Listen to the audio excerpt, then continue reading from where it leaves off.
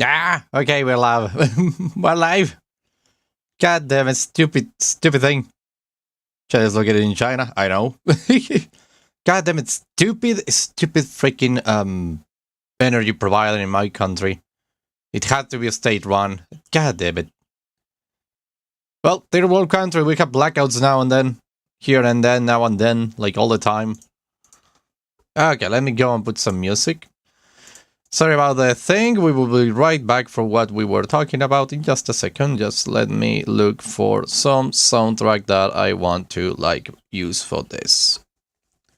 We could actually, like... Let me see, I have a lot of good soundtracks over here that I would like to put on to, like, listen to.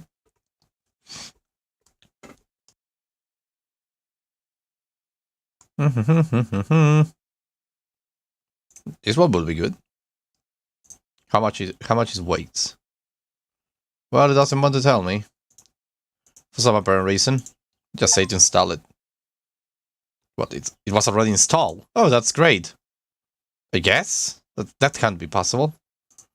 That shouldn't be possible, right? Oh, that... What the frick? Okay, yeah, it works with that. But what about this one? It doesn't. Well, I can always click here. Aha, like I thought.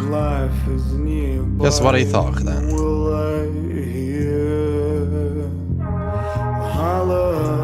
Okay.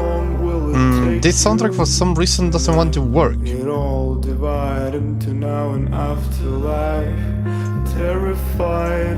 Maybe it's in the... well, whatever. Some noir it is then. Some music of Tales noir it is then. Okay, everything is now working as intended. We should be like all of us working right now. Sorry for the freaking... sorry for the cut. It was a thing about the power, the whole block get out of lights, we don't have energy we didn't have energy for a couple minutes, and that basically cut the thing. Hello Sebastian Kingo, hello Pectopectavish, hello Lazuli. I haven't never seen you before. Welcome to the channel, I hope you have a blast. Today we're gonna speak about whatever, so if you want to have a topic of conversation, just say it. Welcome all. Hello Bones, hello. Hello, say hello. Thank you for coming, all of you. Thank you for coming. Thank you for liking to hear me rambling about stuff. Super fun to do. Like I was saying, I want to actually ask you all, because we are going to be talking about whatever, and I started talking about the pyramids. I wanted to know, what do you all know about the pyramids? What are your common assumptions? What do you think about how they were built? Why they were built? The resources they basically needed to be built, etc, etc. Do you have any kind of, like, preconceptions about the ancient Egyptians? Tell me about it, and I want to talk about it, because it's super interesting. We were talking about how working is like a human thing that is like taking away our lives. And so I make a parallel with the pyramids, because it's such an incredible thing to think about it. Hello, Adam Wakti. Welcome to the stream. Thank you for coming. You are new also. Welcome. I hope you like this stream. Will it hold up for the long? Yeah, my sister process say that possibly that the slaves that built the pyramids were actually well-respected people. Huh, the interesting thing to say. Mother says that preservation was pretty awful until fairly recently. Back in the 50s and 60s, you could see families having picnics on the pyramids. Yeah, I know. I know that. But they're not there by aliens to use as a way for aliens to worship aliens. Oh no! How are you, Adam Buckley? I hope you're okay too. So, let's work with all we have. First, the first misconception about ancient pyramids is that they were built by slaves, and that is actually false. They weren't built by slaves at all. Egypt didn't have a slaver society as we conceive the south of the USA or the Romans or whatever. They actually didn't. They were slavers, of course, but they weren't building the pyramids with slaves. They actually used people around. The people. Just the regular peasant over there. They went to the home and they say, you need to build this for the glory of the pharaoh. we will give you food. And the person was like, what if I don't want to? Then you're going to jail, or we're going to kill you. And so they went. And that is actually interesting, because when we were talking about this subject in the university, our professor basically said to us that if humanity didn't have states, if humanity didn't have like states to serve, we will all be like cats. We will all be like just resting and looking at the sky and saying, it looks pretty great. And that will be all our existence. Like, it's super interesting how we humans need someone to tell us to do something, otherwise we wouldn't do it. Otherwise we would all be like cats, just resting and having fun and not worrying about a thing. Just knowing that this tree will give me food in a couple months, and this grass I can eat and stuff like that. That was super helpful to think about it. The thing is that other thing is that the pyramids didn't build tombs under the pyramids, right? Yeah, they actually were tombs for the pharaohs. Some really particular pharaohs, the pharaohs of the fourth dynasty, if I'm not mistaken. The thing is that those pharaohs had so much resources at their disposal that never were available to Egypt ever again. You can actually know that, you can actually see that, because there are no more than 3 Great Pyramids. The one from Cheops, and 2 more that I don't remember the names. The thing is that those pyramids were built in a very particular time, and they took away so many resources. Actually, it's not that the pyramids were actually the reason of the downfall of the Egyptians by any means. But think about this: when you build a pyramid, right? You build a pyramid, you do this enormous thing. It wasn't only the pyramid. Do not think about this like there is only the pyramid and they just live like that in the middle of the desert. They actually have around them a complex of temples and palaces and whatever, where a group of where an elite of priests live to worship the dead that was buried inside a pyramid. So actually the idea of having the pyramid in the middle of the landscape with nothing else, with bare surroundings, is actually false. There were actually temples around. And those temples required food, and that food was taken away from lands from the state. And that was eventually something that led to some complications. It's interesting indeed. Do you think that the pyramids were built in one go though?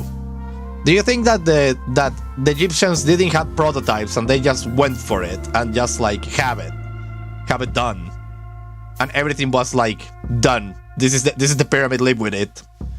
Do you think that was the case? That they were so freaking clever that they didn't require to do like any kind of experimentation? Say it, come on.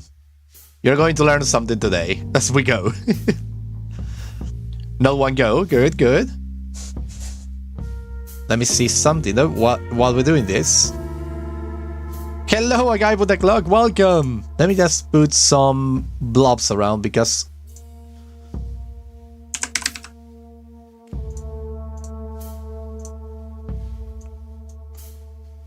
the freaking loss of energy made my blobs disappear, and I want my blobs.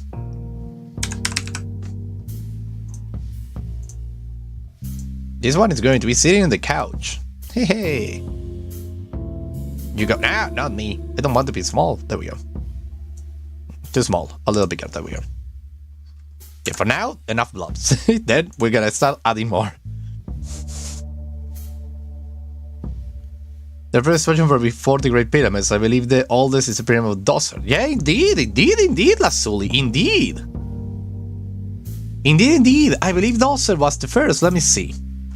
Because the first one was actually, Djoser Pyramid was actually the oldest. Indeed, it's this the one that has like stairs. The thing is that after the Pyramid of Djoser, you have the pyramids. After them, of course, like someone wanted to like go forth, I will say, right? Let me see. Fourth dynasty in Egypt. Fourth dynasty. Egypt. There we go. Let me look at the guy in question. Because over here is the guy who like started with. Where is Khafre? No, the Jordan, no. Kelps? No. Snefru? Is this the guy? I think this is the one. Yeah, this is the one. Snefru.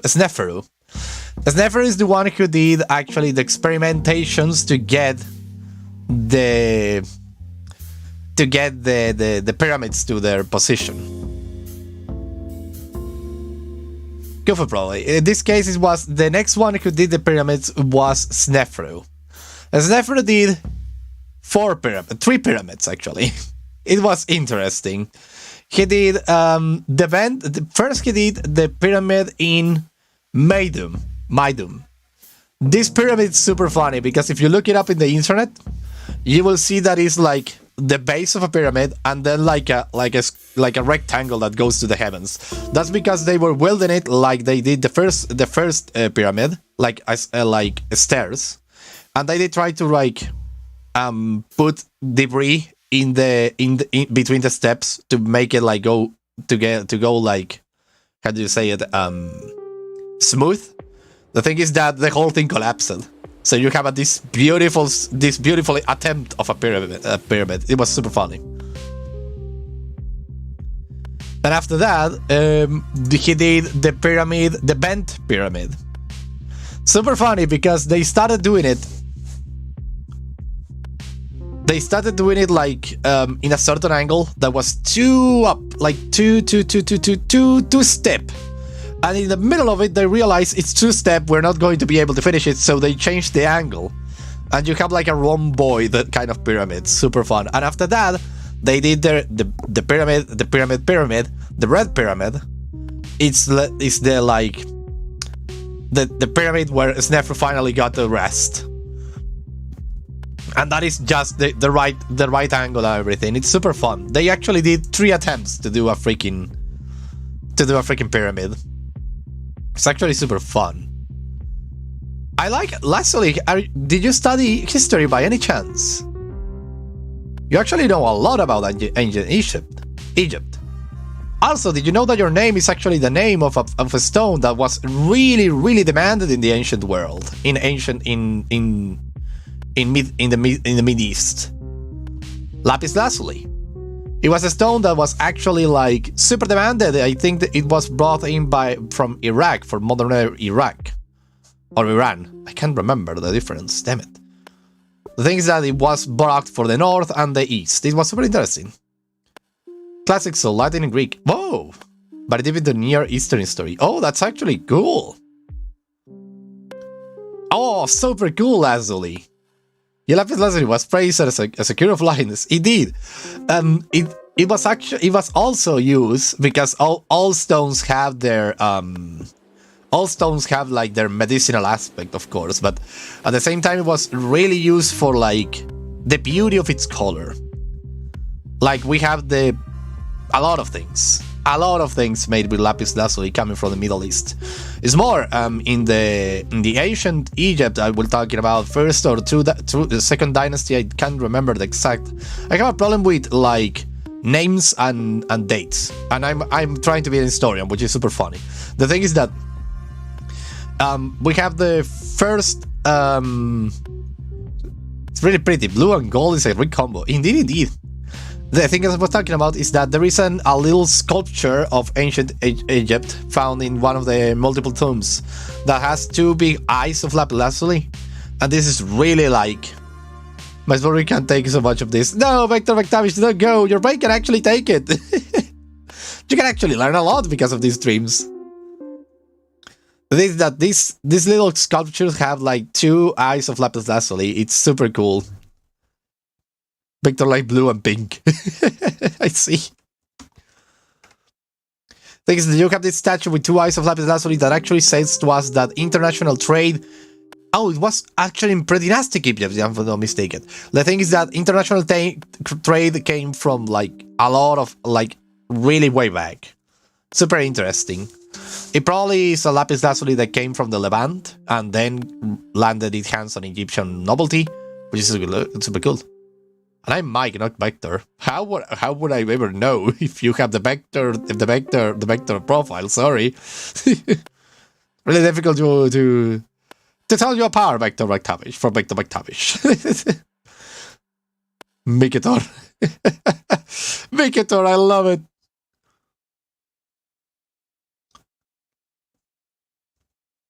Okay, so that's one thing super interesting, super mega interesting about the pyramids. And what I wanted to say about the pyramids is look at what extent does humanity. Bye bye, Mike. A root bear rolling off a table. What? Like I was saying, humanity needs, sadly, and at the same time is interesting. If we could have the chance, because think about it, you are building this thing for the pharaoh. You don't necessarily care about it. Like, why would you care about the guy who rules over you, who wants to create this enormous freaking tomb for him when he dies, that doesn't serve a purpose other than to look good? Of course, you can say religion and tradition, yeah, but at the same time, most people aren't so stupid. They're not so malleable. So people, if you give them the chance, probably, in ancient Egypt, and you go around and you say, hey, do you want to build a pyramid in your free time? That I know you have because you don't have to, like, be in tailoring the fields or whatever. They would probably say, no, let me just be around and looking at the sky and just enjoying the sun, enjoying my wife, enjoying my children. I don't want to be, like, working in your grandiose project. Why would I, they will tell you. Super interesting. Because we humans are like cats, actually. If we could, we will be like... all of us will be like living the great life, not worrying about a thing. If we could, we wouldn't have technology, we wouldn't have anything. Super interesting. Did you wanna build a pyramid? Indeed, indeed. And the thing is that, why would you? Like, why do you want to build these complicated things? Just give me a roof over my head, food in my belly, and I'm set to go. I don't need anything else. I just want to live life, not get boss around. Super interesting. There are so many great books to read, like, about a lot of things. It doesn't have to be a pyramid. For example, well, you see the scale of a pyramid, right? You have seen the scale of a pyramid. What would have happened if, for example, the ruling elite of Egypt didn't have this mindset about the afterlife? What would have happened if they, instead of using all the resources in building a pyramid, they actually do, like, canals, houses for the poor, for example, or like standardize a way of housing that is comfortable for everyone to live in? There's a lot of things that when you think about it, you can actually think about it and say, like, well, they could have used all of this for another thing that have, like, useful applications. But again, we say that for our own perspective, right? What is useful for us? For them, it's actually, like, you know, useful, the pyramid. Really found how modern historians are curious about groups that got overlooked by early historians. Yeah, indeed, I have over here the whole collection, and I'm reading it little by little because I'm currently trying to, like, prepare an exam that is super long and freaking dense. The thing is that I have a beautiful set of books over here by George Dubai. That is history of women from the ancient era to the modern, to the current era, to the contemporary era. And then you have history of private life from ancient times to current era. Then I have books about, let me see, because I have a lot of books about overlooked groups, because I actually love that kind of history. I'm a writer too, like a fantasy writer, and I actually like to know how people live. And I have over here a book that I bought this week, I believe, or last week, by Philippe Ariès, The Children and Family, oh my god, I'm reading it in Spanish because I have it in Spanish. The Children and the Family Life in the Ancient Regime. It's a beautiful book so far. It tells about how children were actually overlooked by the medieval European so far. And when I mean overlook, I mean like they didn't freaking exist. If you look at medieval art depicting children, you will see that the children are actually adults, shrinked, with beard and everything, but they are supposed to be children, but they are adults shrinked. It was super funny to look at, because they are like They're like freaking they represent them like dwarves. It's super interesting because they didn't have the idea of a childhood like we do. They didn't have the idea of a childhood. For them, it was like a period of time where you were funny, and it was like nothing else. And if you died, they didn't care at all. Well, they might cry a lot, but not too much. Adult children is wild. Thank Catholicism for that weird one. Actually, the idea of it's actually a little complicated because we can't recreate all like really ancient things because we don't have a lot of like literature and stuff to work around. But it's not necessarily a thing about Catholicism. It's not the religion the problem, or the thing that like kickstarts the problem about the problem. That's a thing. We are talking about like problems, and they are not problems actually. But it wasn't a thing about Catholicism. It was a thing about the mindset of a people, of the whole European community. They didn't have the idea of childhood because their lives were short. Because their lives were short, we current era people live until our 60, 17, 18, maybe at 100. Thus, sorry. Thus, because we live so much, we can actually create the childhood, the adolescence, even the pre-adolescence, and we have like a lot of little like categories to like put people in, right? Young adult, adult senior, and stuff like that, you see? Child mortality was definitely a big factor in it. Yeah, indeed. It's why we don't have big concepts of adolescence until at least the modern era. Indeed. There was a really high mortality of children. And the thing is that people didn't get attached to the children that died in young ages. Like, you had a baby, it died a couple of weeks later. You necessarily didn't get like super attached with the little baby that they just have. They even have like a problem conceiving baby. Like in French, for example, in this book, you can see it. Because the word baby didn't come around until the 15th century, if I'm not mistaken. Let me look it up. I'm looking it up. Where is the thing about little, like, no. Because they didn't have the words even to like work with it. If you don't have the words, how are you going to create a concept, right? Let me see. Petit infant, jeune infant, feline. There's a lot of things like. It's about two smart kids get along. I like it. I've actually enjoyed it a lot. I'm really enjoying it.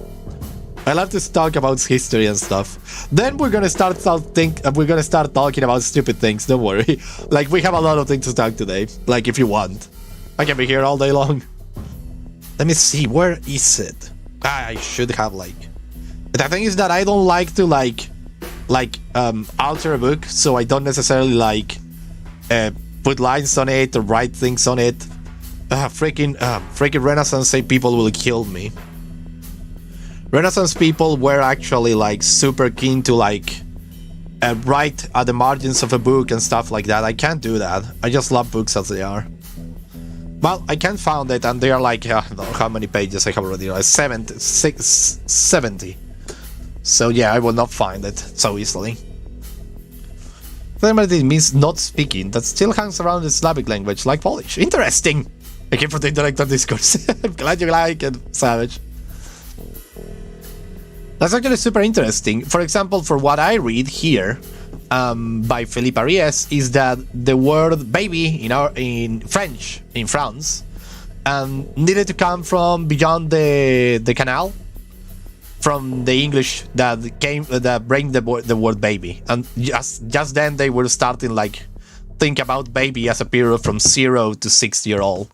Super interesting, and super interesting the fact that etymology means not speaking. Super interesting. Super interesting. I love it. I freaking love it. After that, what else do I want to talk about? Because it was super interesting. Oh, I was studying the centralization of the monarchy in France. 18th century. 14th century forward. Super interesting. Okay, but the whole English language is literally a joke because almost every damn term or word is just a pun of other words from other languages. Well, we actually have the... Well, actually, English is a little complicated, and maybe Leslie can actually enlighten us in that. Because if he studied classics and all, the language, probably, he knows a lot more about that. Because what I know is that English is actually like a melt of a lot of other languages. I hear someone once says that English is their 3 mini languages in a trench coat pretending to be really a language. Oh no, I love it. I love that image. Oh, I would love to draw that.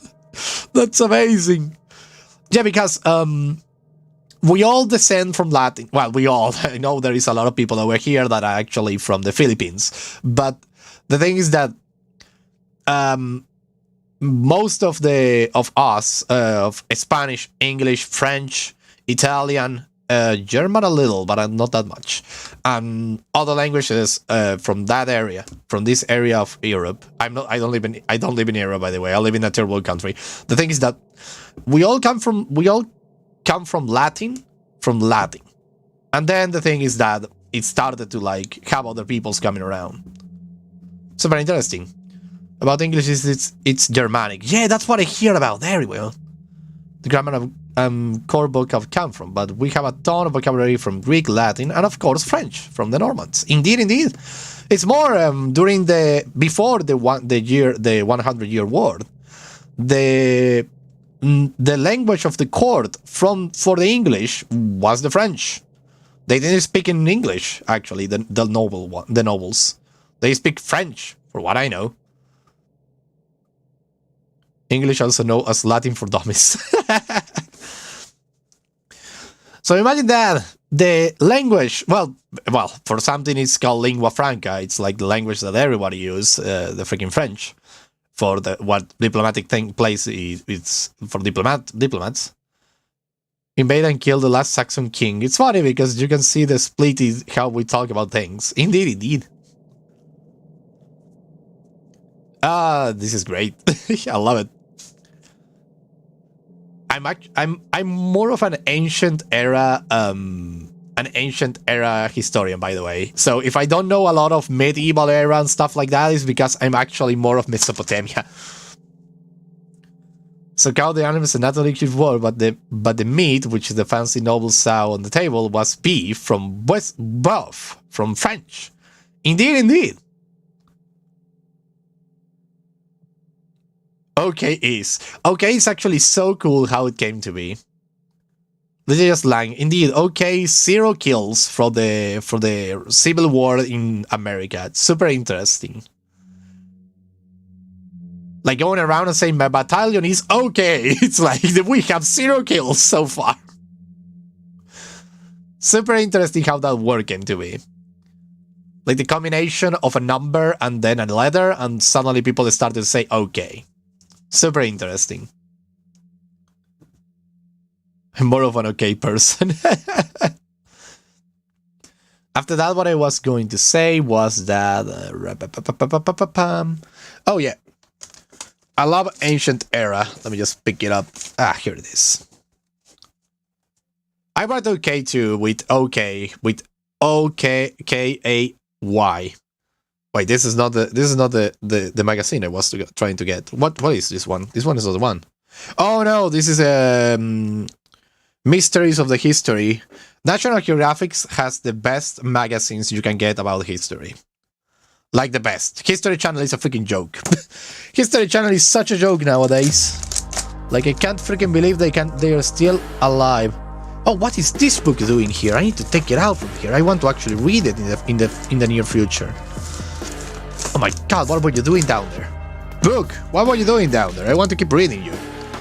It's a book about dying in the Middle Ages. I was reading it and I want actually to continue it, but I have a... Yes, History Channel used to be so good. Indeed.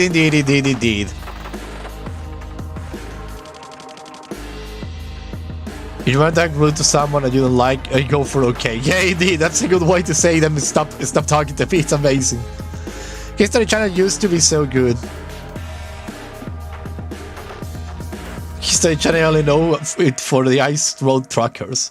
I wonder what happened with History Channel, like behind the curtain, right? Like they were a scientific distribution, no, scientific divulgation channel.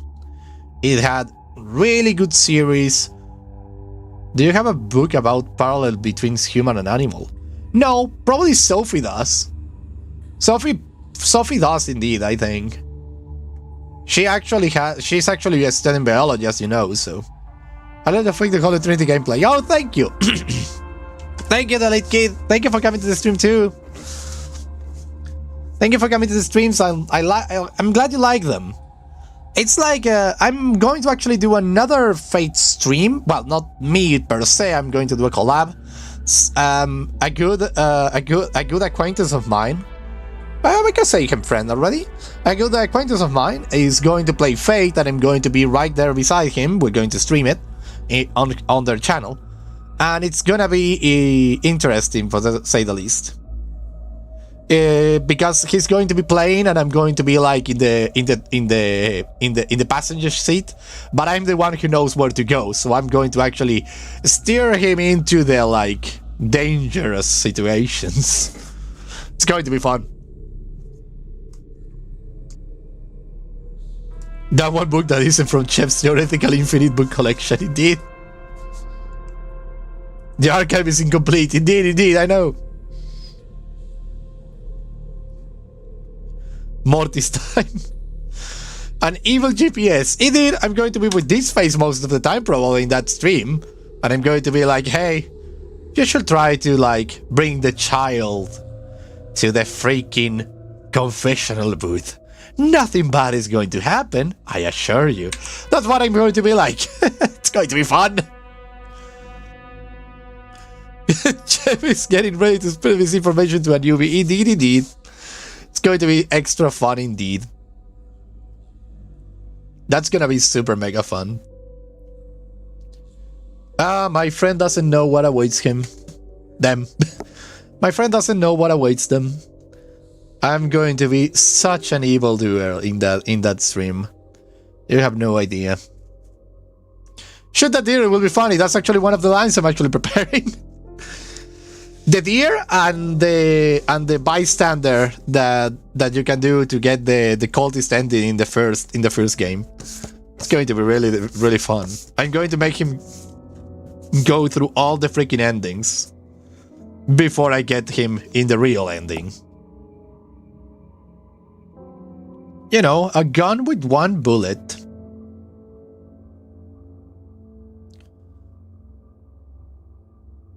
This place is creepy. Just walk down the road a bit. Indeed. Let me see. Because I have here a beautiful book by Muy Historia is the name of the magazine. We do a little trolling. Indeed, we're gonna do that. I'm going to study the game again before I like... What did you mean I need to shot the mirror 3 times with a bullet? Indeed, that's going to happen. What I was going to say is that I'm going to like read a whole guide about the game to like refreshen up the things in my mind, so to know everything about it. That guy doesn't actually have a bullet. Go shoot anything you want. Indeed. Let me see. No.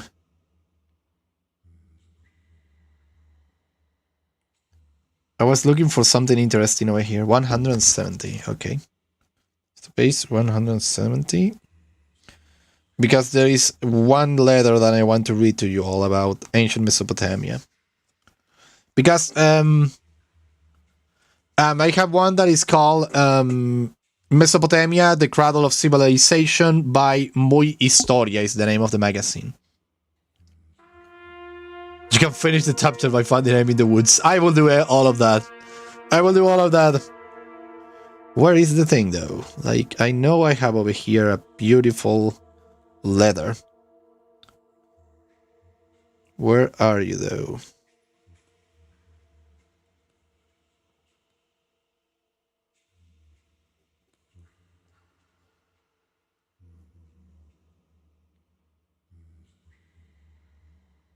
Oh my god, look at this. Look at this one, look at this one. I'm going to read you something. Because we think about ancient people like completely alien to us, right?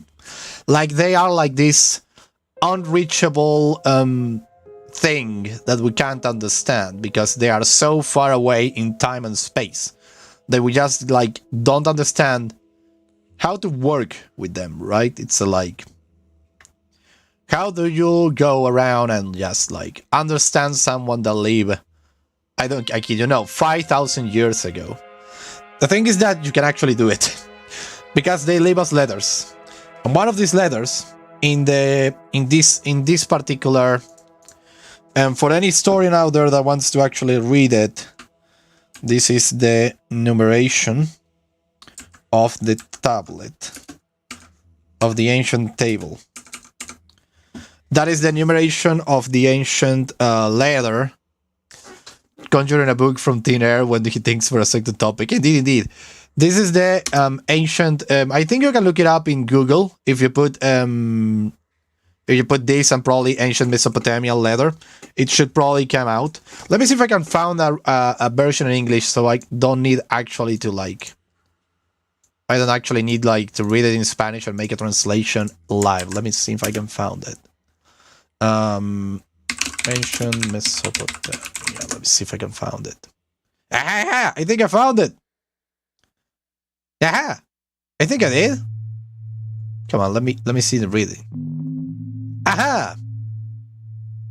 Aha! I think I found it. Okay, I found it.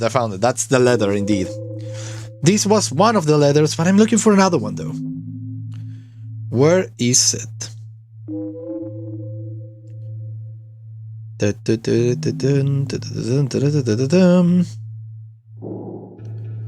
No, that's not what I need. This is not what I need. No. What is the one? Ah, found it! They found it. Okay, Vtuber B. Let me find it. Let me look it up so I don't need to read it in Spanish. Vtuber B. Wait, I think I write it wrong. Yeah, it's with 2 B's. Vtuber B. Mesopotamia. There we go. Let me see if I found it.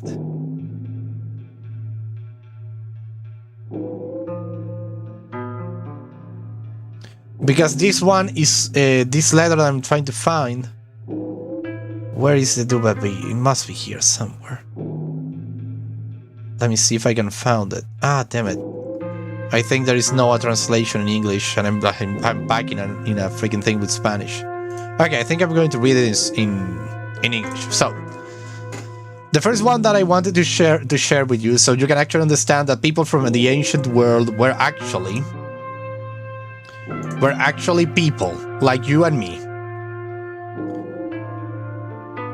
They were like work with the current launch codes indeed.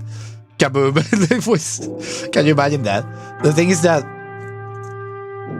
this is a letter from a son to a mother that is actually like saying to the mother, hey, you don't buy me clothes. I don't like to don't have clothes. So he's trying to like manipulate emotionally their mother to get better clothing. So this is what it says. This is what the letter says, and the letter is actually a cuneiform thing. So it's how do you say, clay with a lot of the thing written. You'll love me, indeed. That's what it says. The letter. It's so much fun. Indeed, Leslie. See what I mean? It's super fun to read because you actually can feel it. It's so modern. Like it's such a thing for our time. And the letter goes like this. Tell the lady Sinu, Edin Sin sends the following message. May the gods Shamash, Marduk, and Ibrat keep you forever in good health for my sake. For from year to year, the clothes of the young gentlemen here become better, but you let my clothes get worse from year to year. Indeed, you persisted in making my clothes poorer and more scanty.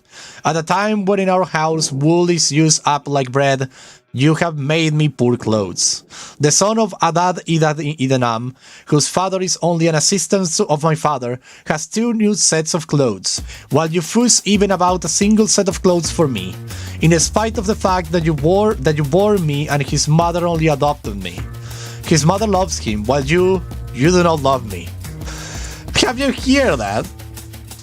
Can you believe that? That letter in ancient times. This is from... Let me see what is the...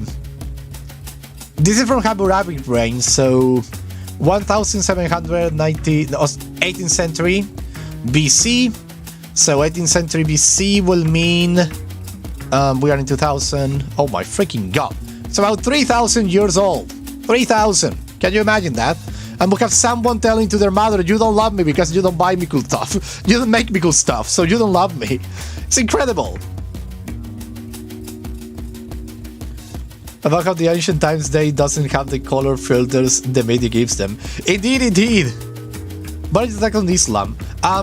It's a religion like all the rest. I don't know what to say. It's like complicated to enter the subject of like saying about what do I think about about Islam. I have no problem with Islam, like at all. Like no problem at all.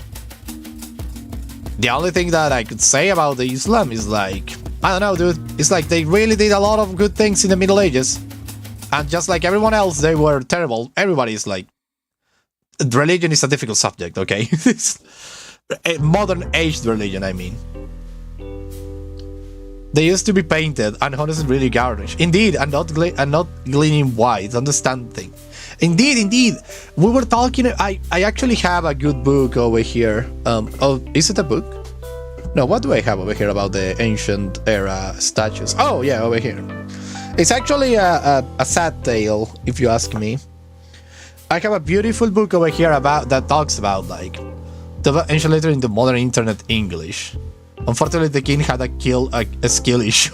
That would be so fun to actually see. Roman statues, let's go back to that. Roman statues and Greek statues, too. And they were all painted. Yes, that's true. And Marcus Lysius Crassus skill issue. Indeed. And they had like clothes and everything. They were really beautiful statues. But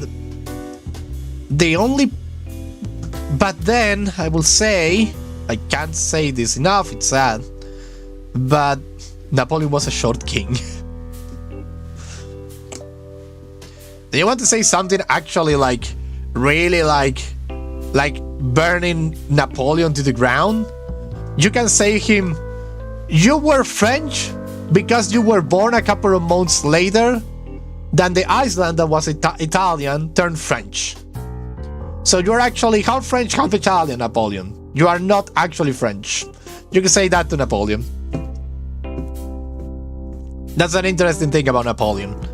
For just, I believe there were 3 months, I'm not sure, a friend of mine told me this because she loves Napoleon. She was like, for 3 months only did Napoleon actually manage to get the French citizenship. If not, he would have become an Italian. That would be fun. Really fun. The thing about that is about the statues being like not because something happened. Napoleon is in a 3-layer ice cream. I don't think so.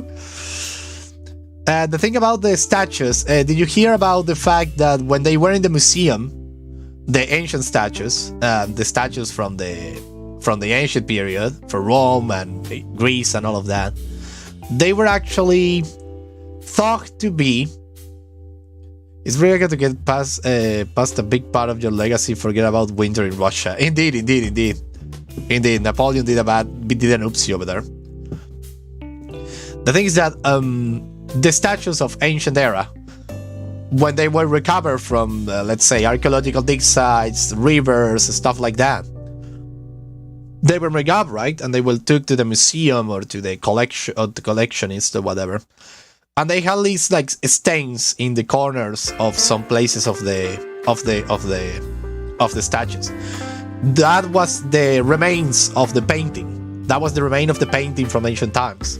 The thing is that people in the day didn't know that the thing was painted, so they basically used bleach to clear them. Until they realized their mistake, it was a lot of time. It's a shame indeed. I like fish in water. Actually, I look how Victorian historians deliberately remove paint to make the statues conform with their theories about classic elegance. Indeed, indeed. What is my strategy to grow subs? I have none.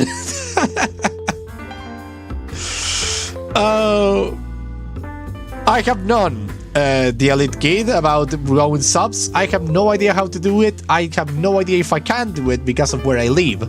Because I think I'm kind of shadow banned because of where I live. I live in Argentina, so my IP address probably communicates to YouTube that I'm in a backwater country that actually has like a lot of problems with the rest of the world, and probably is like burying me under something. Fuck it, we balled the last night indeed. But the thing is that I don't know how to grow subs. I did the shorts because they were getting visibility, and when I think about visibility, I think about 100 views, 200 views, and that was it. I did a semester abroad there. Oh, really? That's amazing. In Buenos Aires or in the University of Cordoba? Where did you go? Where did you went? Did you have some mates? Then you were brave enough to try some mates. It's the best thing ever, mate. My Mexican Spanish helped me 0% in Argentina.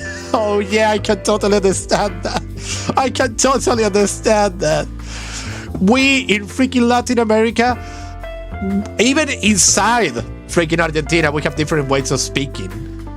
It's like so difficult to learn like Spanish in a way, like, right? Because you need to learn Mexican Spanish, then you need to learn Peruvian Spanish, then you need to learn Argentinian Spanish, and then you have all the subdivisions about that, and you can go crazy with it. Buenos Aires. Oh, for a bio program monitoring the native population of pulcha tarantulas. Oh, tarantulas. Let me look it up though. G pultra tarantulas. Let me see. So wait, are you a biologist also? Yeah, oh, these are beautiful. Wait, aren't these aren't these ones? Oh no, north of Uruguay, so they are not actually. Because I have in the place where I live, I have a tarantula. I don't have a tarantula. I mean, they live around. They are called pollito, araña pollito. It means basically little chicken spider. They used to eat. They actually eat rats and a lot of things. The sounds for the double L. Yeah, indeed, we actually do.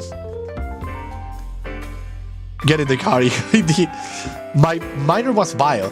That's something so interesting about your education system. Because in my education system here in Argentina, for what I know, I can't have a minor or a major, like, at all. Comes a sort of natural rivalry with biologists, probably. The thing is that in my country, when you are set on a career path, for example, is history, you will die in history. Like you will just see history. Of course, they say you will go out and you will be able to work anywhere you want with a title from the public University of Cordoba, at least. The thing is that we don't have minors. Like we can't go into a career. I don't know how minors work actually. Like how many years do you have to study a minor? I'm asking genuinely because I have no idea how it works. Because, for example, I'm in this career that, quote unquote, because I'm not doing it at the time that it should be like 5 years of study. If you do it right, of course. But I never hear about a minor in all my education system. Oh, that's a minor! Oh, so the minor is... got it. So, yeah, I actually have a minor in Listen Up and you will laugh about it. Then I have a minor in So the undergrad program is 4 years, and you have the room for extra classes. If you elect to do a minor, you can just use your extra classes to do an abbreviated version of the major. Oh, that's actually super cool. Oh, I would love to do a minor more because of the... Probably if you do a minor, you will be able to be a professor, or you can't. You can't? Can you be a professor if you do a minor? Yeah, we don't have that, like... Or you can double major, but then you have, like, no free classes if you want to do it in 4 years. Indeed, I understand. I totally understand that. Now I understand.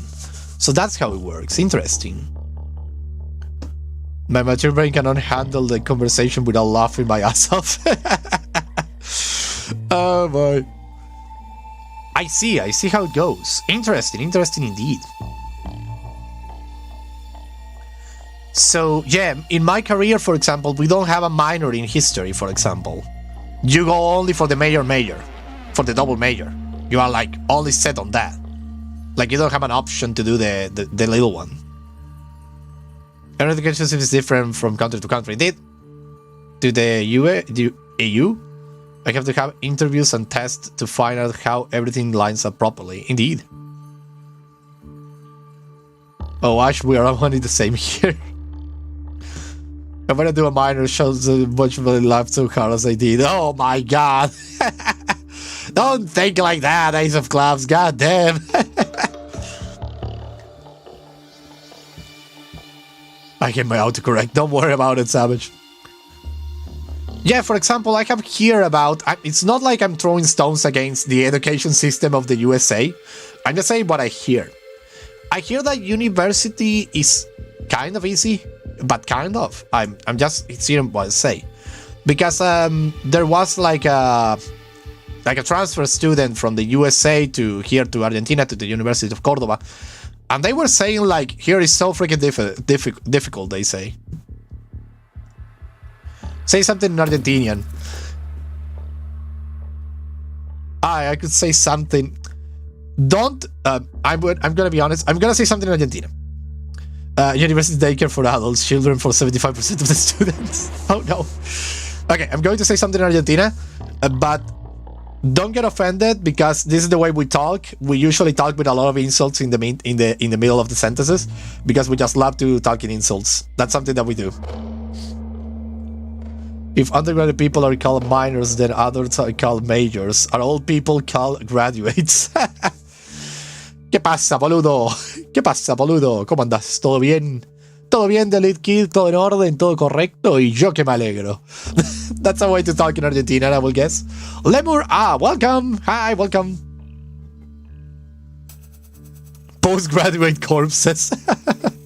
Doctors are postgraduate corpses, I will say. Boy. We do that in the Philippines as well, like talking about, we communicating insults. Indeed, in Argentina we use a lot the word boludo. This is a little stronger one, but we use it when someone says something like out of place or something like that. We say culiado.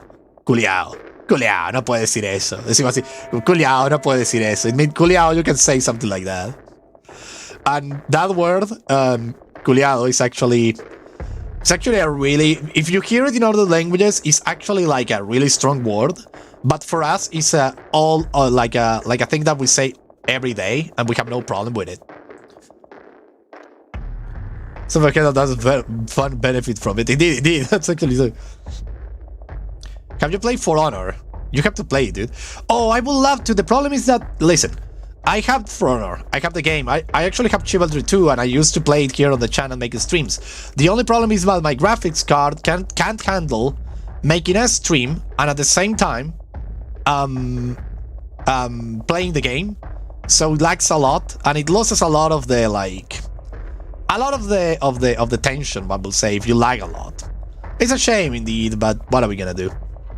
I need to either win a freaking prize about a graphics card, or have AMD send me a graphics card because they like me. Yeah, the chivalry streams, that's the problem. When you were fighting face to face with another enemy, the stream will like froze. and have like 1 frame per minute, more or less. For Honor faction, I haven't played For Honor yet. I have the game, but I haven't played it. It's like one of those things that I buy by impulse because I like it. But if I had to choose a faction, I will choose the European Knights, one will say, because I like European Knights. It's a thing I like.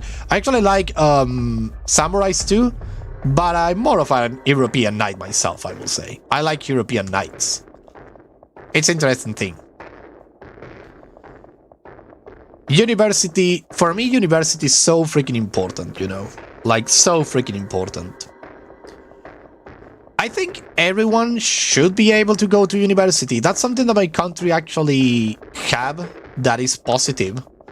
It's the fact that you can actually, like, it's public university and it has the top quality, like top quality. If you want to go to a good university, I would say go to an Argentinian university. That's like top quality. Random question, because I remember it being really different. What do you call a drinking straw? Because it's popote in Mexico. Yeah, popote in Mexico, and here we call it... We have 2 ways of calling it, actually. And we had one way to call it back in the 90s, and then we changed it. Because the thing will actually be like... negatively... like... It's like a word that can be like... problematic, one will say. We have the word sorbete, like to sip something, that's what it means, something you sip with. And then you have the other word that was back in my day when I was a child, but we don't use it anymore. It was pajita. The problem with the word pajita is that it means like, it could mean like how do you say this? Complicated word. I wonder why the Lost Chevalier likes European Knights so much. Oh, I wonder the same. I wonder why. It's not like I have this. It's not like I have this freaking thing. Eh? It's not like I have this costume over here. Like, what would I want? You want? Yes, indeed. That's the thing. That's the thing. Indeed. You have the. We used to use the word pajita back in the day, and then we changed it to sorbete. Culturally, we change it. Like, we realize that sounds weird, we'd say. So basically, we change it. But back in the day, it wasn't a problem. You were going around and just saying the word, and everybody would be like, oh, of course, one of this. And then we give you one of those. But then we changed it. We went to sorbete. Because we realized it sounded weird. And we didn't want, like, to, you know. Yeah, probably kids should probably just say that. That's the thing. The word didn't have the meaning, let's say the perverted meaning, until the 21st century, until 2001 and onwards. Before that, we could say it without a problem. Let me look. I think I want this soundtrack though. Why doesn't like to be like downloaded? Can I do the same with this one, for example? What happens if I do this? No, this one is like this. Why is this one not working? Wait a second, because I want to put a really like super interesting soundtrack. Tyranny. Okay, let's go over here. Let me see if it's over here for one reason. Do we have it over here? Aha! I think I found it. Yeah, here it is. Okay, I just need to reproduce this soundtrack that I want to actually hear. Let me just put this soundtrack on hold. I like this soundtrack though, but this soundtrack is cool. It's the soundtrack for the game Tyranny. Such a great game. Yeah, we had like those words back in the day. Super fun actually to think about how languages mutates and changes. The only problem with languages mutating, because I have no problem with languages mutating, like give it its time and whatever. The only problem is when they are trying to like force you to change the language because of something, and you are like, no. But that's a conversation for another day. But yeah. Oh my god. I was thinking about what is my strategy you like. I'm gonna read To Kill a Mockingbird, but I don't know if I can sit through it or not. To Kill a Mockingbird? What was that book about? To Kill a Mockingbird, let me see. Because I'm Harper Lee. What was this one though? Harper Lee's British. I don't know about the book because I don't necessarily like. I don't know about USA literature.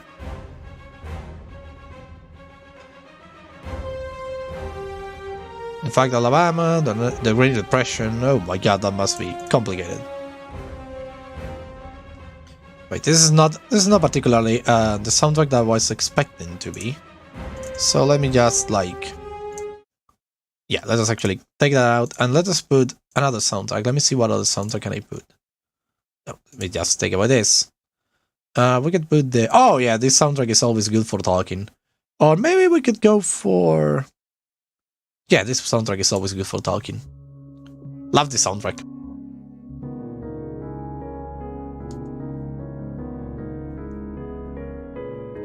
The author of Sherlock Holmes really liked a specific word that means to suddenly shout in his time, but not in ours. So you see Buster ejaculating in almost every short story. Oh my God, indeed. Indeed, can you believe that? So much fun. Like, you could have like languages mutating and you will be like, what the hell? Like, for example, back in the day, when you have like people saying, and they were super gay together, and you would think like they were gay, but no, the word was they were super happy together. Oh God.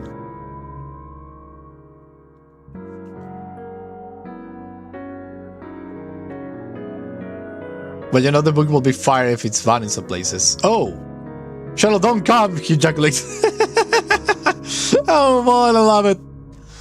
Oh, what do you think about the burning of books? I think that's a horrible thing to happen in any time period. It's so sad.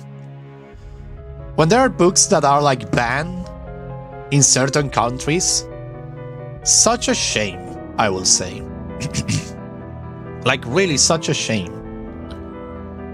One would believe that humanity has gone past the point of having banned books, of having like let's say, how do you say this? The index of the Catholic Church back in the day, back in the 1500s, in the 1500s, 15th century, 16th century actually. Preserving knowledge should be a big priority in modern day society, to be honest. Yeah, indeed, it should. And preserving knowledge in the same way as the author intended too. That's actually super important. Because I have heard about one edition of one book where the editor like suppressed some words because he found them like problematic, and I think part of the words were women, men, and stuff like that, and it's like, what?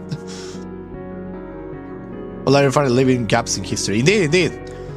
Luckily, we have the internet to keep the things alive. If you think about it, like we have the internet that is actually like a giant library. Burning books is tragic. A 19th century German poet, Henry Hyman, famously said, "It is there, but they burn books. Eventually they will burn people." Indeed.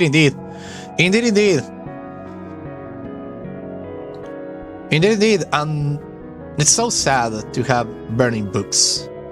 In this case, I'm pretty sure it was in the 19th century, so probably it's because of the reform against the other ones, against the Catholics.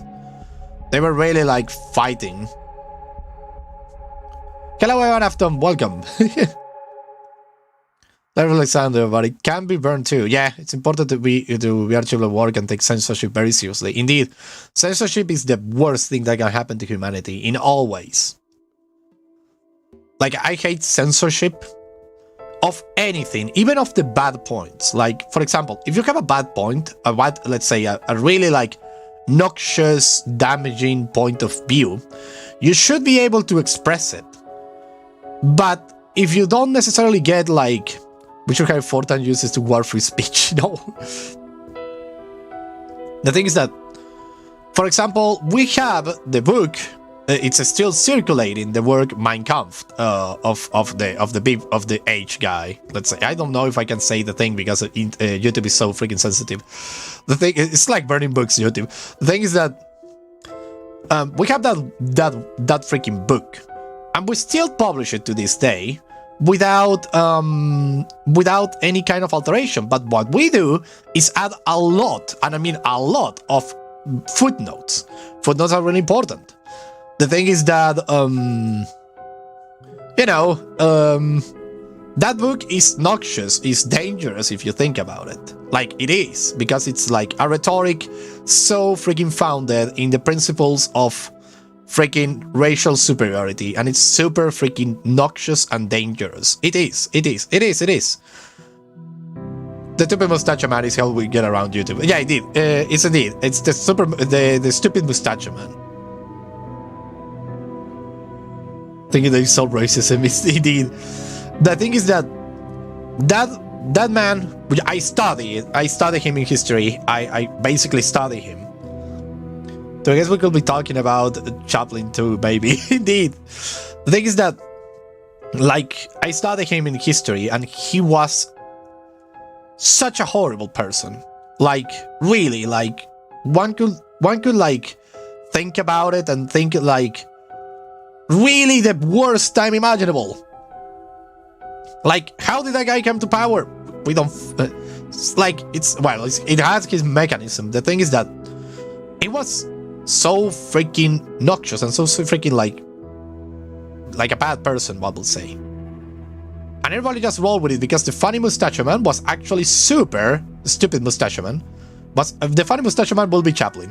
This is the stupid mustache man. Was like super charismatic, and it's like such a shame.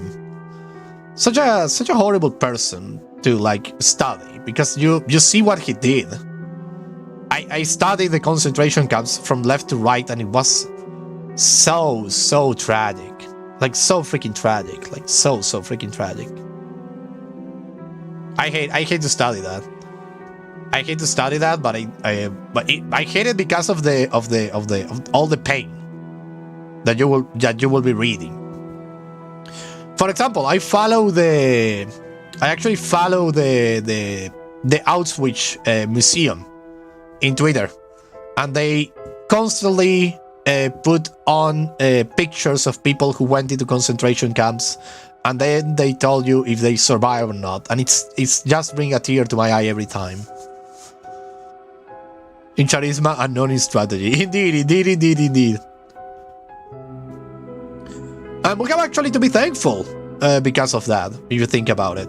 Imagine if the motherfucker would have been like, not only really good at charisma, but actually a freaking genius in all the rest. Ugh, that would be a freaking dark timeline. Like, super dark timeline. Never again is something we should all hope for. Indeed. We should all hope for that. Never again.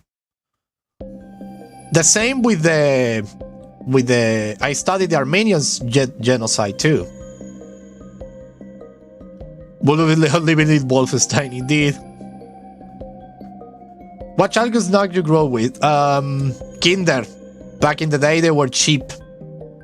I had so many Kinder toys. You have no idea. It was Kinder. By the way, Kinder is freaking delicious. And I had so many Kinders. My grandmother will used to like, because they were only 1 peso back in the day. Now they are like 1,000 peso, I believe. Gusher and fruit by the foot. Before the Great Kinder Depression, indeed. Back in the day, my grandma will just give me Kinders all the time. And my father's too, like, my father's well. I had a good upbringing until I get like 12 years old when everything goes to shit, but before that, it was super good. I got so many Kinders. I would like collect the Kinder toys. It was so much fun. And Kinder actually bring like so many good toys. I remember I have some over here. I need to look them up. What's your current favorite snack? Listen, guy, I don't have a snack so far because they are so freaking expensive. Like, so freaking expensive. I will say snack Oreos. Oreos with milk, they're the best. Oreos are the thing. Communal wafers hit hard, not gonna lie, indeed. Skittles. We don't have Skittles in my country. We don't. Very kids to Jesus bread. I don't know if I really like salty sour more than sweet. Pickles and cashews are great. I like dry tomatoes. Separately, not together, indeed. I like, if you want to say what I like that is not sweet, I will say salt tomatoes in oil with garlic. That is just so freaking delicious. I can't stress this enough. Just eat freaking dry tomatoes, put them into hot water, and then put them into hot water for, I believe it was 3 or 5 minutes. Then put them in a jar with oil, and then add like really chopped down garlic. You will have the best thing ever if you combine it with bread. I will say I will die for one of those right now. I should actually do one of those because they are so delicious. The church I work at actually gave me 5 boxes worth of non-ceremonial communal wafers because I asked them for some. Communal wafers. Wait. Are those the communal bread? Is that the communal wafer? Because I'm not like communal wafers. Oh yeah, they're they're so delicious, my dear. I can totally understand why you will want them. I totally understand why you would want them. I love. Back in the day when I was a devout Catholic, because I have like really stray away from the church, I will be like probably deem a heretic for a lot of things. But the thing is that the Jesus bread, as you call it, was so delicious, my man. Like taste and texture, it was so freaking good. So freaking good. You wouldn't believe how much problems the Jesus flesh actually put humanity in at the time. Because when Lutero, I don't know if you call it Luther in English or Lutero, made his proclamation, he stated that the funny Jesus flesh, I believe, it wasn't like a miracle that it turns into the flesh. It tastes like heaven. Like a couple you hear about to break up and get back together immediately after. Martin Luther, thank you. In Spanish is Lutero. Martin Luther was like saying that transubstantiation didn't happen. It was actually like God was there blessing the thing. It's not necessarily becoming the flesh and the wine. And then you have the people from Switzerland, the ones from Zurich, I believe it was. I need to study it harder, but the thing is that the people from Switzerland believed that it was all ceremonial in nature and didn't happen anything. It was just like a remembrance. And they kill each other for it. And I'm like, why? People to like, but not the whole devout Christian side. Indeed, that's actually something new about Christianity. It wasn't back in the day like this. They think they do too much. Indeed. Zurich, the Calvinist, thank you. Yeah, indeed. The Calvinist is Zurich. Thank you. You actually know, you actually have a better memory than I do, my dude. Like, I know all the places, like, I know that something happened, I know what happens, but I can't pinpoint it. Zurich is Calvinist, indeed. They were actually, there was a moment when the Lutherans and the Calvinists would want to join forces to oppose Charles V, the Holy Roman Emperor. And they were like, okay, we need to be together. So we're gonna sit down and we're gonna talk about our dogma. And they sit down and they talk about the dogma and they couldn't get together. They just couldn't. My God. Oh, they're Anabaptists? Oh boy, those were another thing. But the Catholics say absolutely not. Time to die. Indeed. What's my favorite ice cream flavor? You will not understand this flavor, actually. But I will say dulce de leche is my favorite flavor. Oh, that's right, Lazuli. Did you taste dulce de leche when you were in Argentina? That's a good question. Yeah, the Anabaptists were actually like super like, they were not liked by anyone. They were actually hated by everyone. And let's not talk about the mysticism. The mystics that started to appear everywhere. They were like a plague. They deny all kind of like... I did. It's amazing. The King of Caramel. Indeed. So sweet. I love dulce de leche. Leche. It's of clubs. Oh my god. I love it. In Mexican, I think dulce de leche is called cajeta, if I'm not mistaken. It's the same thing, but we call it different. And it's so delicious. I love dulce de leche so freaking much. I couldn't live without it. I couldn't freaking live without it. So delicious. And the freaking ice cream that comes out of it. Oh my god. If I ever get to live in the USA, I'm going to start a little thing, and I will start selling dulce de leche to everyone. And doing ice cream with the flavor of it. It will be a goal for sure. The whole model of radio time is like everyone started your own sect. Here's an obscure branch of Christianity only for Jethro and the village of 58 people. Indeed. Indeed. That's basically the word of religion. And then with your weekly customer, chef. Oh, thank you. You will love the flavor. It's super sweet.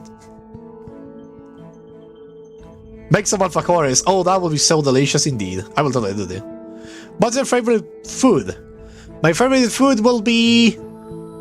This is another thing that you won't understand because it's in Spanish. Salpicón de atún. Salpicón de atún is basically potatoes cut in little squares.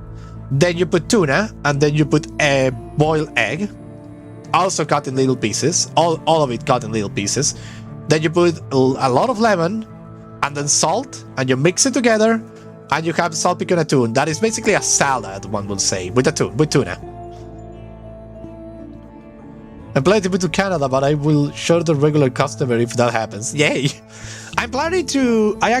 because I have a friend that is it has one feet inside the USA, right? She has 1 feet inside the USA. She basically wants to bring me with her. She's the sweetest person I know. To each we eat in France. Oh, tell me about it.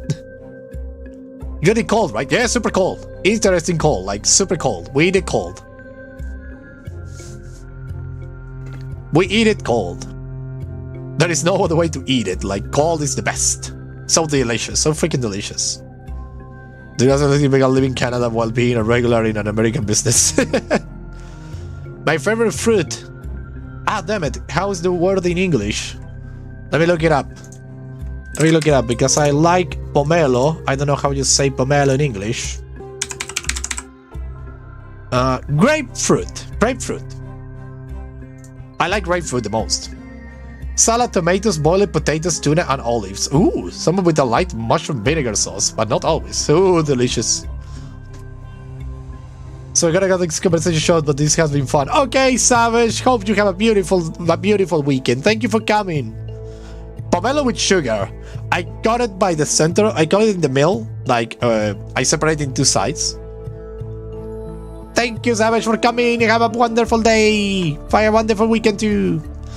I love to have the pomelo. I cut it horizontally. So you put the pomelo looking upside down, and you cut it horizontally.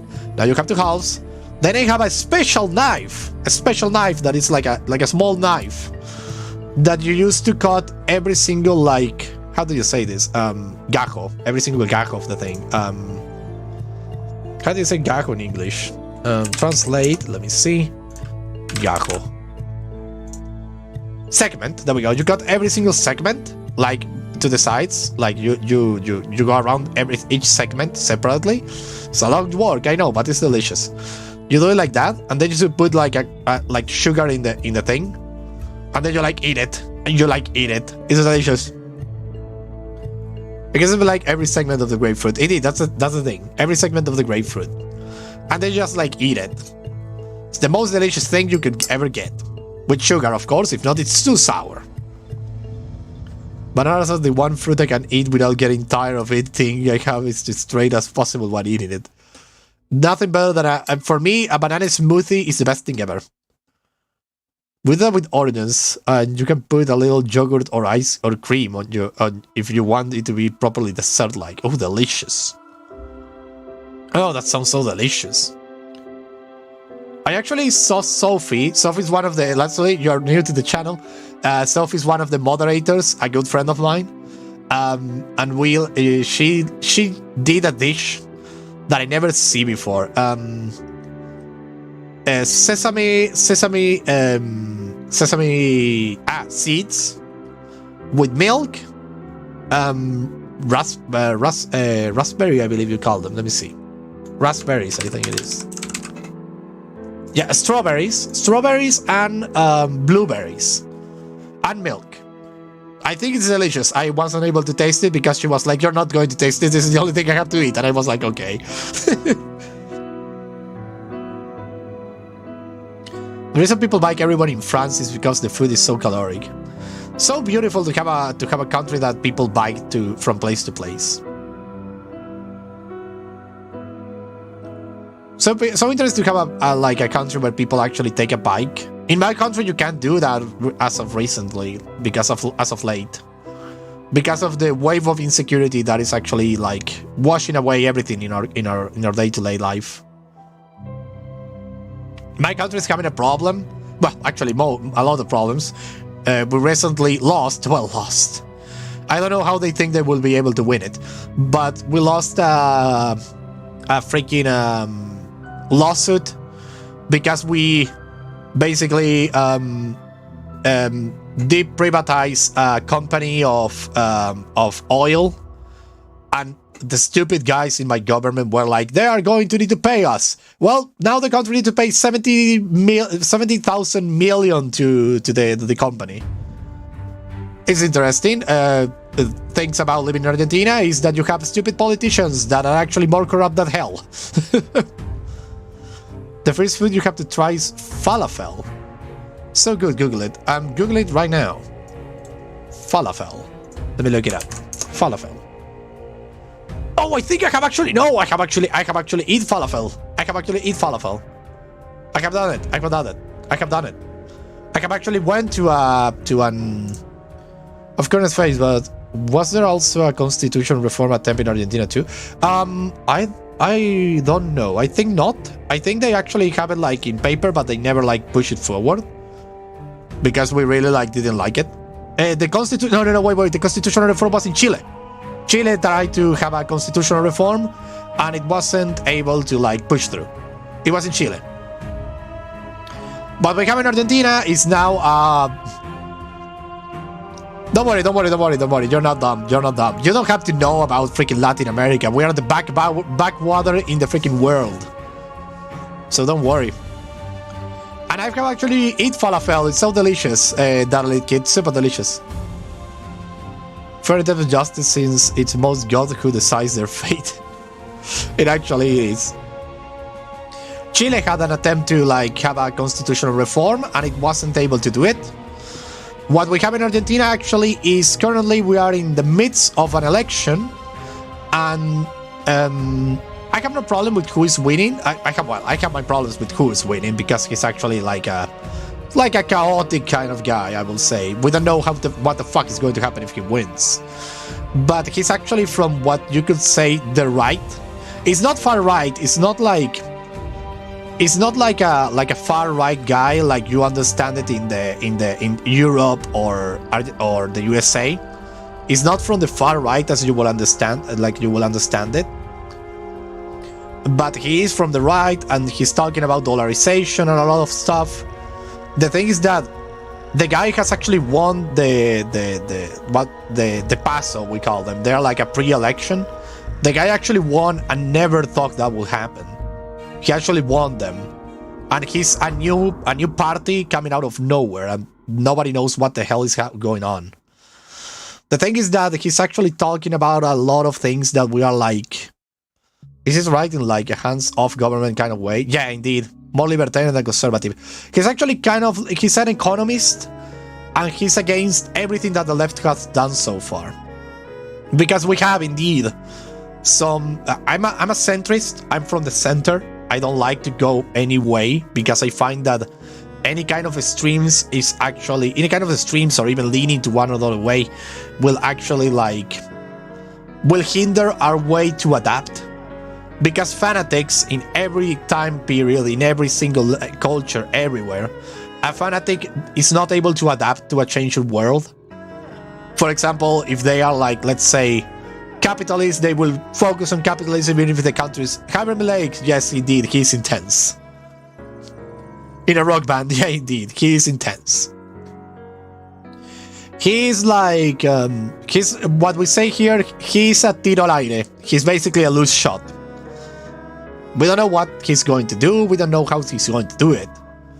The thing is that he's there. We don't know what to do.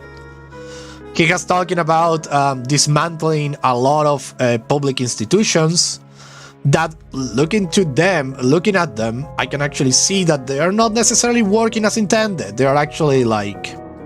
A loose cannon in English is spicy. Indeed, indeed, indeed. A loose cannon, indeed. The only thing that he has that the other parties do not have is an economic plan that is like communicated super clearly. Like they really communicate their economic plan with flying colors. They really did. That's one of the strong points, I will say.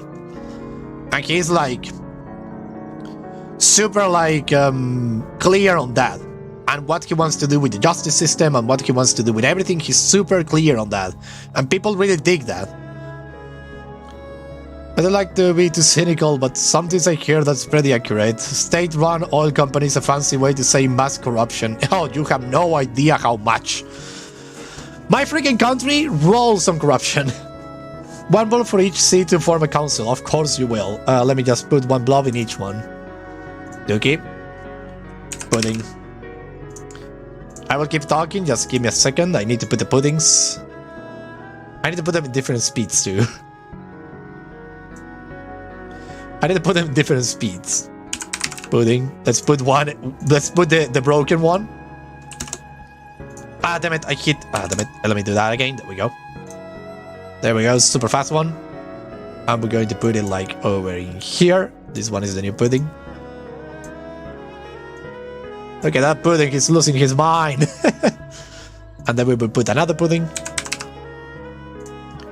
Another pudding. And we're going to put like a little... This one is going to be super slow. Not 100. I did that because I have one of the... This pudding needs to take it slow. There you go, pudding. I just need a couple more. I will be in the chat just in a minute. I'm doing an important thing here. And this one is gonna be 18.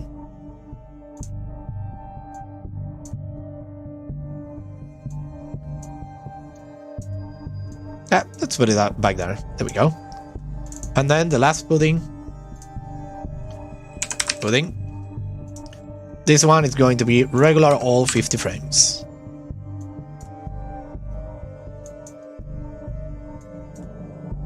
There we go. We have the Council of Puddings. Done it. We have a Council of Puddings running around. Okay, let me see what we have. State World Company, yeah, indeed.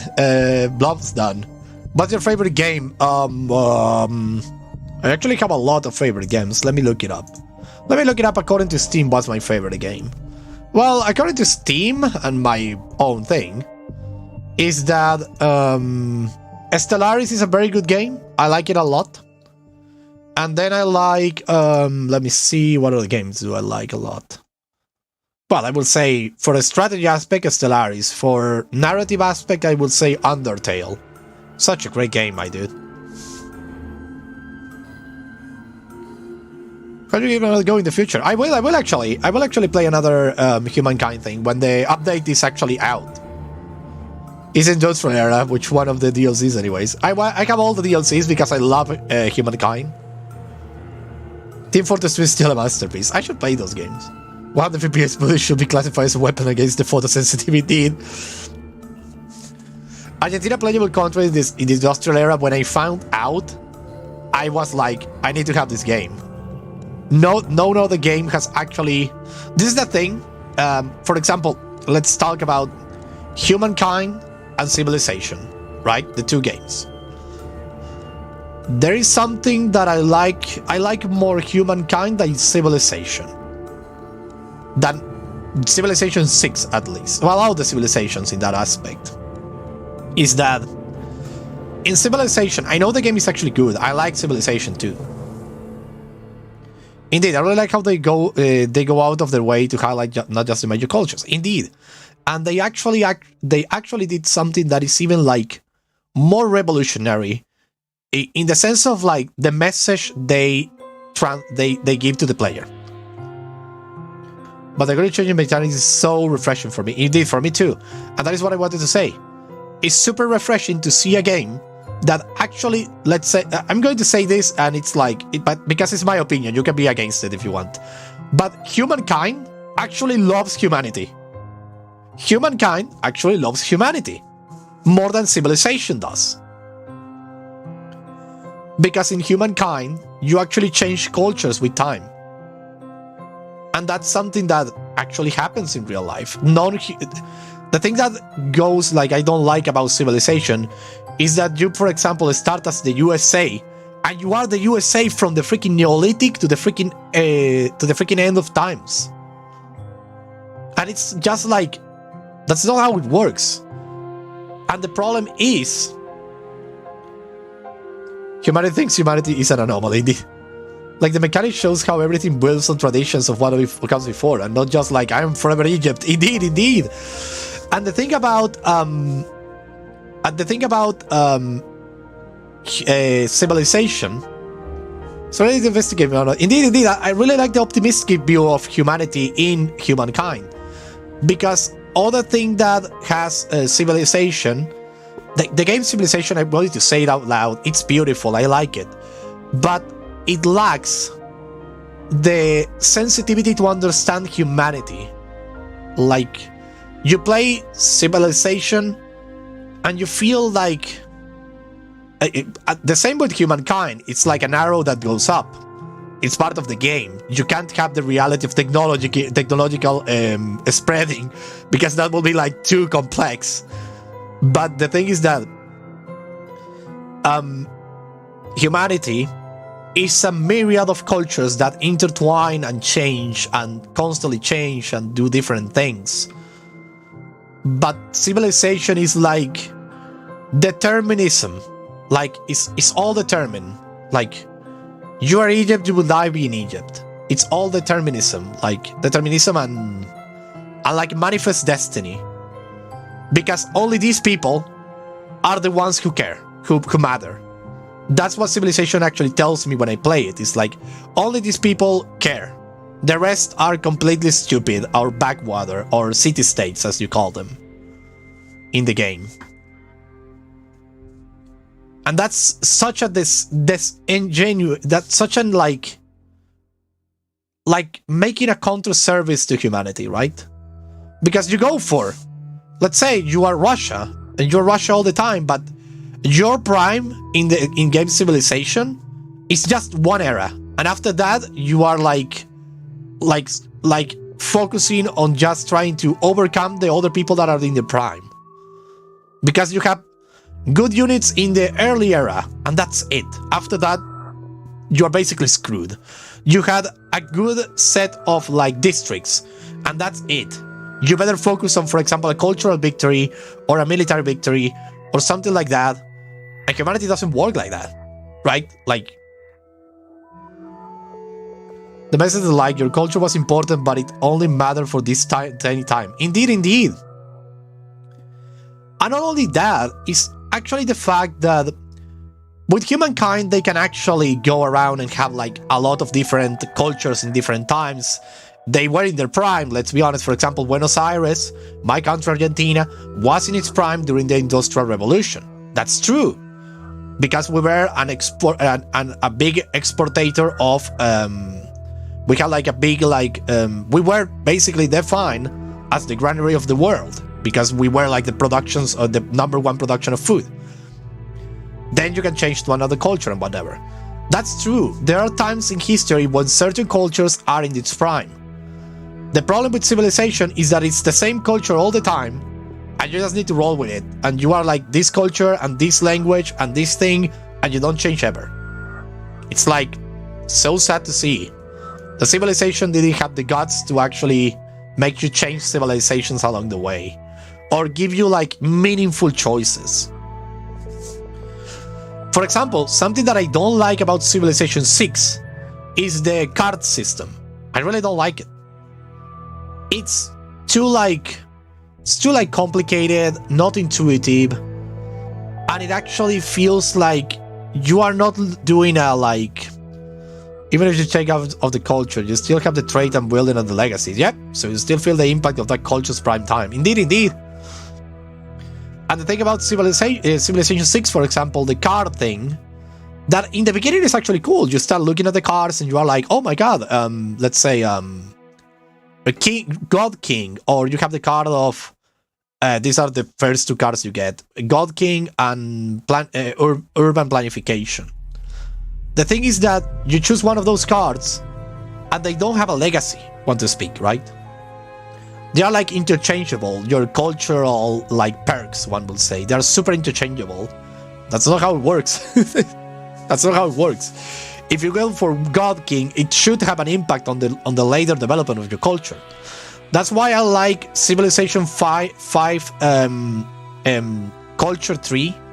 I don't know if you play Civilization 5, but back in the day when I played it, it had like tradition trees that you could choose from time to time, and it was like more quote unquote, because it's not necessarily true what they depicted, but they were like kind of like having an impact on all your things, right?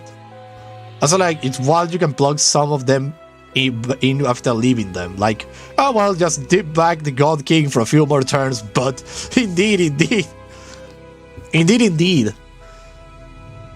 other thing that I like about Humankind that Civilization doesn't have is the event system. I really feel that events do a lot of work to like immerse you in the experience. Civilization doesn't have that. It's more, let's say, gamey, more like a game, one will say, more like a chess. But Humankind does have the events that pop out, and you like, and you have like the access of like things that you could be like culturally, which is great. Like I say, Humankind is not perfect by any definition. It still needs to be a game in order to work and be fun. But I think it makes a better service to humanity as a whole. Because you can be like a super open military guy, and it's like more interesting. I don't know how to explain it completely. It's 5 to 6, but it's also Beyond Earth, so my taste is weird. I have played Beyond Earth a little, but just a little bit. My problem is that I went into, when Beyond Earth came out, I was like super pumped and I really want to play it, right? The problem was that I didn't have the money at the time to buy it. So I bought it recently in a sale, but I wasn't able to like enter to play it because I wasn't like, how do you say this? Like, I feel like it was too old for my new tastes, one will say. But I actually feel like I actually saw it and I actually like understand the appeal of Beyond Earth. And at the same time, I understand the outrage that was Beyond Earth. Because it's basically a change of skin of 5. It's the 5 with different skin. Oh no, I can super understand that. Indeed. It was like an outcry of the people saying, hey, if you're doing Beyond Earth, at least do something different. And they didn't. It's basically 5 with a different skin. It's not bad, but it is what it is. For example, I love when I found a meta in 5. Like a meta way to play it. I found out because it's interesting. I don't go around reading guides on the internet except for games with multiple paths and whatever. But I don't do that. And in 5, I had one time when I was playing as Japan, I remember, that I had this city in the south of the continent, and then I went, I tried to like, plus the game it was recalling Alpha Centauri, it was like wildly revolutionary. Yeah, indeed. Fire and Lightning Mask was a huge disappointment if that's what people were expecting. Indeed. I never play Alpha Centauri. I actually want to play it because they say it's super good, but I never play it. I should, but I never did. But I was talking about how I found a meta in 5. The thing is that I had this, I have a settler I wanted to send it north. The thing is that the place where I wanted to found the city was taken by another empire. So I had to go back, and I was trapped in this little corner of the continent, surrounded by jungle. So my production was crap, and I had to found the other city next to my first city in a really cramped up situation, and I was like, I'm screwed. So what I did was to trade between my own cities. I didn't trade with the other empires. I only focused on trading with myself. That gave me, I believe it was a +4 or +5 in food. I never knew that was so freaking powerful. I was able to create an empire with a population of, I believe, 15 or 10 by the year 1000 before the Common Age. I don't remember the exact number of the turn, but it was crazy. I was so powerful, being only 2 cities. I was self-sustaining, and I didn't need anyone else to do anything. And I basically won, I believe, a cultural victory.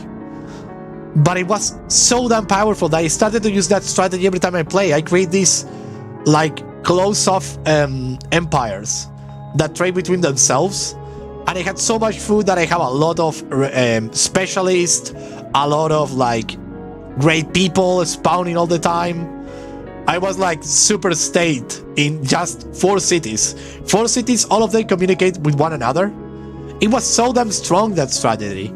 I love it because it created a lot of like role-playing things.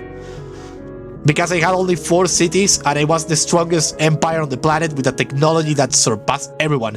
It was the 600 and I already had machine guns, for example. It was just crazy, and all the other ones were still fighting with swordsmen. I was so freaking strong just by keeping my empire focusing on just like Tal Strat. Indeed, the Tal Strat. And I just love it. I love the Tal Strat. Because it was such a fertile soil for role-playing, having the Tal Strat. Such a fertile soil for that.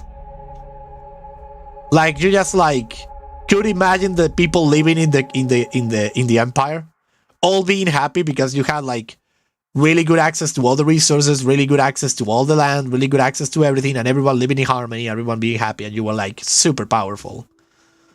I also like the never-ending golden era sort of strat. It was so funny when it happens. Like having what was the wonder? The Taj Mahal, I believe it makes the golden era go 50% longer. It's like Egypt just being 4 cities on the Nile when you really look at it. Indeed. The thing is that I love to have the never-ending golden era. You just needed the Taj Mahal, I believe. It gives you the golden era plus 50%. Then you pick up, what was it? Something else that give you another 50%. Oh yeah, that's right. Persia, that's it. Persia was 50%, and then Taj Mahal 50%. And then you just like, if you're playing Tal, you have like a lot of great artists in your empire. Or was a great artist? I believe any character could actually start the golden era. The thing is that you have 20 turns of golden era, then you have a great character, you activate the golden era, you got like 10 more turns of golden era, 15 I believe, and you just go forever golden era, and you are super powerful and no one can freaking touch you.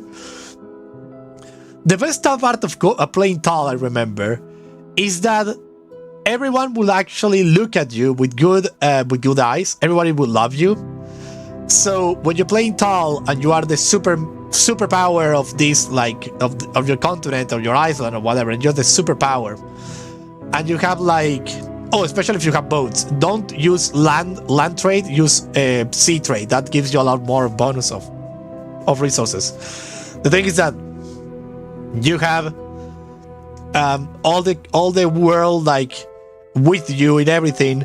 So you denounce one empire and suddenly everybody denounce them for no apparent reason, and you can go to war and everyone will still love you. It's such a good way to play, my dude. I love it. So fun. So much fun playing as Persia, have the Taj Mahal, and just have the forever golden era. So much fun. You're gonna make me reload using 5 for the 5th time in a decade. Me too. I'm talking about it. I'm like, I want to play it again. Oh my god, so cool, the Civilization 5 game. Such a cool loop, such a cool game. Such a cool game loop too.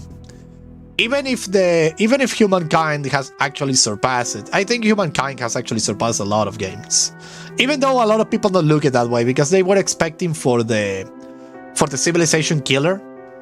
That's a problem when you're talking about 4X games, is that everybody thinks that this is going to be the civilization killer. Like, civilization is that kill that everyone should try to surpass. And in Humankind, they did something completely different, and everybody was like, why is different? I want the Civilization 6, but better. And you're like, no, that's not how it works. Like, this is a different game, and I actually love it for that. I love it. I love freaking Humankind. I will play Humankind again, probably Wednesday. I'm not sure, but I'm totally going to do it because I totally love it. I love Humankind. When the new update actually came out formally, because I was playing the freaking beta. When it comes formally, I will totally play it again. I also like the go wide strategy to take all the land for yourself in the first turns in Civilization. It was super fun to do that too. Just pick up the tradition tree of freedom and go around and just expand like crazy. But I really like the tradition tree. The tradition tree, I like it a lot. I like it a lot because that's the kind of country that I quote unquote like for a fantasy perspective. I really enjoy it. Infinite City Sprawl, indeed. Nothing better than have the Infinite City Sprawl. Just play as Greece in the early days. They were just expanding everywhere. I love it. I love it a lot. Oh boy, such a great game. Civilization. Another thing that I like comparing Civilization with Humankind is that Humankind use your pups as soldiers, which is actually kind of cool if you think about it. Civilization always you can like produce soldiers and don't worry about your freaking population. Also in Civilization, every unit is more important than in Humankind. In Humankind, you can actually pump up a lot of soldiers, and it's not like individual units are important. It's more like the whole thing. But I like the idea that they actually consume population. Of course, Humankind has other way to collect the resources. You don't need pops to work on tiles. The tiles work themselves if you have a district or something like that close by, of course. You don't need pops. The pops are all for like specialist. In Civilization, you don't have that. So it will be like really counterproductive to have like people being dragged to being soldiers. But the thing is that I like the idea of soldiers consuming pops because it gives war another weight. Like, if I go to war or I have a war declared upon me, I need to actually recruit my citizens, my population, to go to those battles and die in the battlefield. And that's something that I like more on Humankind than in Civilization, because it gives another kind of like another weight to losing a soldier, to losing a pop, to recruiting people. It feels more human. When in Civilization, you are more like you can recruit all the armies you want and you wouldn't see a problem in your economic aspect in the cities. Everyone will just keep working and keep doing whatever they want. So war doesn't have an impact unless you take a city, in which case people die. But if you don't take a city, people don't die, quote unquote. It's really interesting, actually, the message that they give. It's like, if you think about it, think about it from an ideological perspective, it's like in Civilization 6 and 5, war doesn't have a consequence. Other than you expand, you get richer, or you shrink and you get poorer. Other than that, you don't have other consequences. But in Humankind, you actually see consequences. If you take a city, people die. If you recruit troops, your people will be sent to fight in the front lines and will die. It has like another kind of weight, recruiting troops and sending them to the front lines. And killing other people, other empires' units also have like other weight, because you can actually, in the back of your head, in the immersion kind of part, you actually think I'm killing people. In Civilization, you are actually like killing units, killing those pesky little things that stand in your way to conquering a new city. It's like a really interesting way of thinking, right? Of course, I'm talking right now from a, let's say, like a message perspective that the games give you. That's why I say humankind actually loves humanity more than Civilization does. Not only because of the culture aspect, but for the culture aspect that you go evolving, but also from the warfare aspect. That you actually recruit the troops to your army and you actually use your pops. Yeah, indeed. As far as the feeling goes, it's actually more weightful. It's actually have more weight. You actually feel the loss. You actually feel the economic impact. It's really interesting. Civilization is more like militaristic in the message, one will say. Like, you can have an army, the only thing that you need to pay is gold, and that's it. There is nothing else that you need to worry about. People? What people? They can die in the front lines and nobody will blink an eye. Nobody will care. It's really interesting. I really enjoy both games though. Like I say, I really enjoy Civilization 6. I actually enjoy it from time to time. I don't necessarily I wasn't like super interested in the game at first, and I'm still not are a lot. But the game, I like it. I can actually see it appeal. I have all the DLCs for crying out loud. I even bought them even I don't play the game that much. But I'm like, yeah, if I play it, I want to have everything shiny and beautiful. But for humankind, it's like, I want it. It makes it a lot harder to just raise a super army too, because the more you put on the field, the less new city produces, which makes sense. Indeed, it does. Indeed, it does. Indeed, it does. And you will actually, in humankind, you will actually have less research, you will have less gold, because less traders. You are actually recruiting people, one will say. Like, you're actually recruiting soldiers for the battlefield.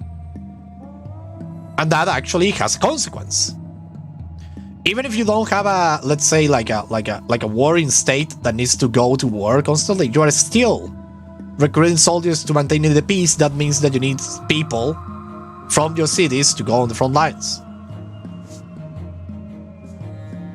The thing that I think humankind lacks is internal trade. It's a thing that is lacking, if you ask me. I actually understand why there isn't, because it's not necessary. But, for example, wouldn't it be cool if in humankind you can actually, like, focus one city on food and make that city redistribute the food across your empire? Like, for example, Egypt was to Rome, right? That would make sense. Oh yeah, espionage is like, I don't like espionage in humankind at all. I don't use it, basically. I don't use it. At all. I know it's cool sometimes, but I don't use it. I'd rather have my envoys going around. Just that, have my envoys. One thing that I like actually on humankind about trade and luxury resources that Civilization doesn't have at all, Civilization 6 especially, is that having a copy of a luxury gold would actually give you better yields in the words in the accumulative aspect. Like, for example, in humankind, if you have papyrus, you have like the first tier will give you X amount of research per researcher. If you have copies of the luxury resource, you will actually get 1% extra on every city of science, for example, for every single copy of papyrus. It actually makes sense. But in Civilization, you have five resources of silk, for example.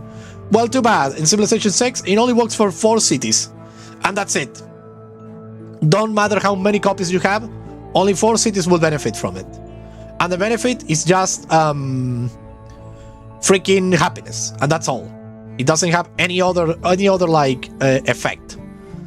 The other the copies of the resources, you could say that you could trade them, but Civilization 6 AI when trading is so freaking unfair to the point that it's not worth it. Unless they are your allies. If they are not your allies, they are super unfair. It's like the computer waits for you, because you're the player, to actually ask for less than what the computer will ask for another computer agent, I believe. I actually like trade, luxury goat trade, at least. Got luxury more in Humankind than I do in freaking Civilization, a lot. And it's a shame that Civilization didn't went harder on the trade aspect. Like, I always found it weird how these games, except Humankind, it actually does it better, but trade is the freaking backbone of all history. All the moments of history from beginning to end is trade. It's everything there is. Trading fairly, unfairly, whatever, but it's trade. Like, everybody wants to trade with everyone, because that's a way to bring freaking prosperity to your own. Be a prosperity, spiritual prosperity, or real prosperity, or whatever. But it's like, why they always get so lackluster with trade? Between Cerberus Simple and Europa Universalis insane complexity. I want the same thing. I actually have Europa Universalis. I only launched it once. I get overwhelmed and I left it. But I want to play it again. I have all the DLC, which is funny. I want to play Europa Universalis a lot.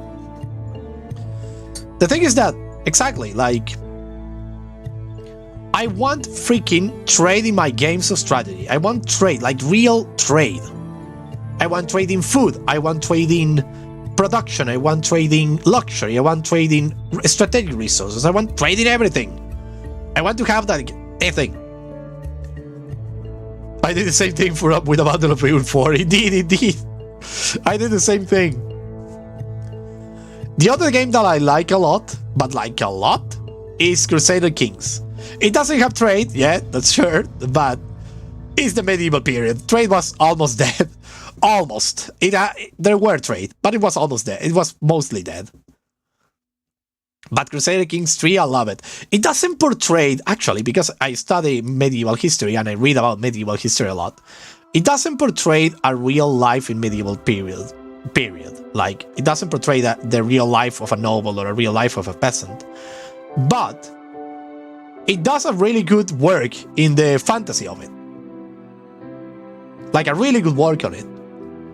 Like, yeah, a king may not have done some things that you can do in Crusader King, but you actually have a lot of fun doing it. Like, a really good fun. And that's something that I have to say about Crusader Kings, is that the game might not be historically accurate, but it's a lot of fun. And that's what's important about a game, actually. Unless you're making a game to, like, make scientific communication, in which case, yeah, you need to be, like, precise on what you do. But if you're doing, like, something kind of inspired on something, it's super fun. For example, well, Crusader Kings 3, Crusader Kings 3 doesn't have it, but Crusader Kings 2 does. You can get the Necronomicon, and it's super fun to do. I love it. Or for example, in Europa, Crusader Kings 3, you can be a witch, like a king witch, and it's super cool. I love it. Super interesting, and it's super fun. The thing about freaking Crusader Kings is that it's super fun. You just have fun. And it also, something that not a lot of games do, I can't show it on YouTube, obviously, but it's something really interesting to think about, is that it actually portrays naked bodies in some events. I know I might sound like a degenerate, one will say, but it's like a big step forward, if you ask me, in the sense of, like, what can be pushed on games. It doesn't show, like, nudity from the waist down. It always have, like, a leaf, but from the bust up is different, and it's, like, really interesting that they actually had the balls to do it. like a lot of things could have gone wrong because you could have like people being scandalized, people being like not okay with it. But the guys from freaking Crusader Kings were like, yeah, let's put nude people. Why not? That's actually something like you have to give it to them. Like they have the balls to do it. It's super interesting if you think about it. The portrayer of the naked body in games. Like they even have like problems portraying like artistic depiction of naked body. Let's say you have like a freaking painting on a wall. It can't have a naked body in any game. And it's like, why not? There is a lot of Renaissance painting full of naked bodies, and we don't bait an eye to it. But it's like super interesting if you think about it, right? There are not a lot of games that actually have the guts to do it. To portray nudity, listen up. To portray nudity in a quotidian way, like something that is everyday life, like they really don't have the guts to do that. You can have a lot of like sex scenes in games and stuff like that to show nudity, but you don't have like games that do so in a quotidian aspect, like in everyday life. It's interesting, right? I always think about it.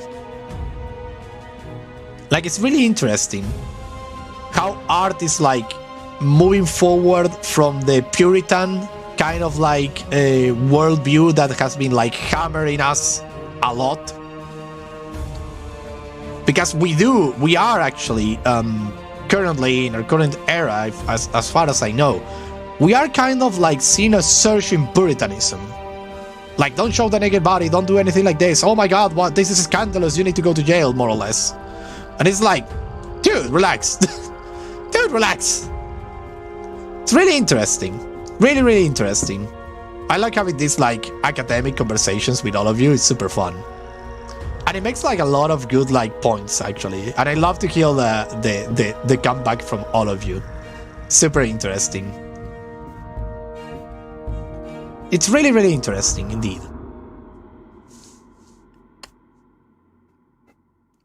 Other than games that I have all Paradox games actually. I bought them all. But I was never able to play, for example, Hearts of Iron. Like ever. Have you ever broke your mother's favorite coffee mug and when she found out you did it, she tied you to a chair and beat you with a wooden spoon? My god, no! Oh no, I love you to monopolize the combo. I love to have you. Lastly, you are like... I love your company, like a lot. I know, my mother never had a favorite mug. She didn't drink coffee. She doesn't drink coffee, actually, my mother. So we didn't have something like that. I never had like that kind of discipline. I was never hit as a child. But I was once, but I deserve it. It's a fun story, actually. I will share it in a second. But yeah, it's interesting. It is interesting indeed, that way of thinking. For example, when I saw the first captures of Crusader Kings 3 when it was being developed and they were releasing the dev diaries and whatnot, and they showed a pair of boobs, everyone lost their mind. They were like, what the hell, I'm going to see a boob. And it was like, dude, relax, it's not that important, but yes, it's part of the will, it's part of a body. Like, it was super interesting indeed. And yeah, going about the time I got disciplined physically. My father was working on my father is an architect. He was working on AutoCAD in the computer back in the 1996, maybe. I was 4 years old, maybe 5. The thing is that he was working on AutoCAD doing a blueprint of a building. And I was like, I want to play video games. And he was like, no. I want to play video games. And he was like, no. And then I reached my arm and turned off the computer. He gave me such a slap in the wrist. You have no idea. The fingers were marked to me for days. My mother was furious, and my father actually came to apologize. But I did actually erase a lot of his progress with the freaking blueprint, which was like really like, what have I done? I would say. I deserve that physical reprimand, one will say.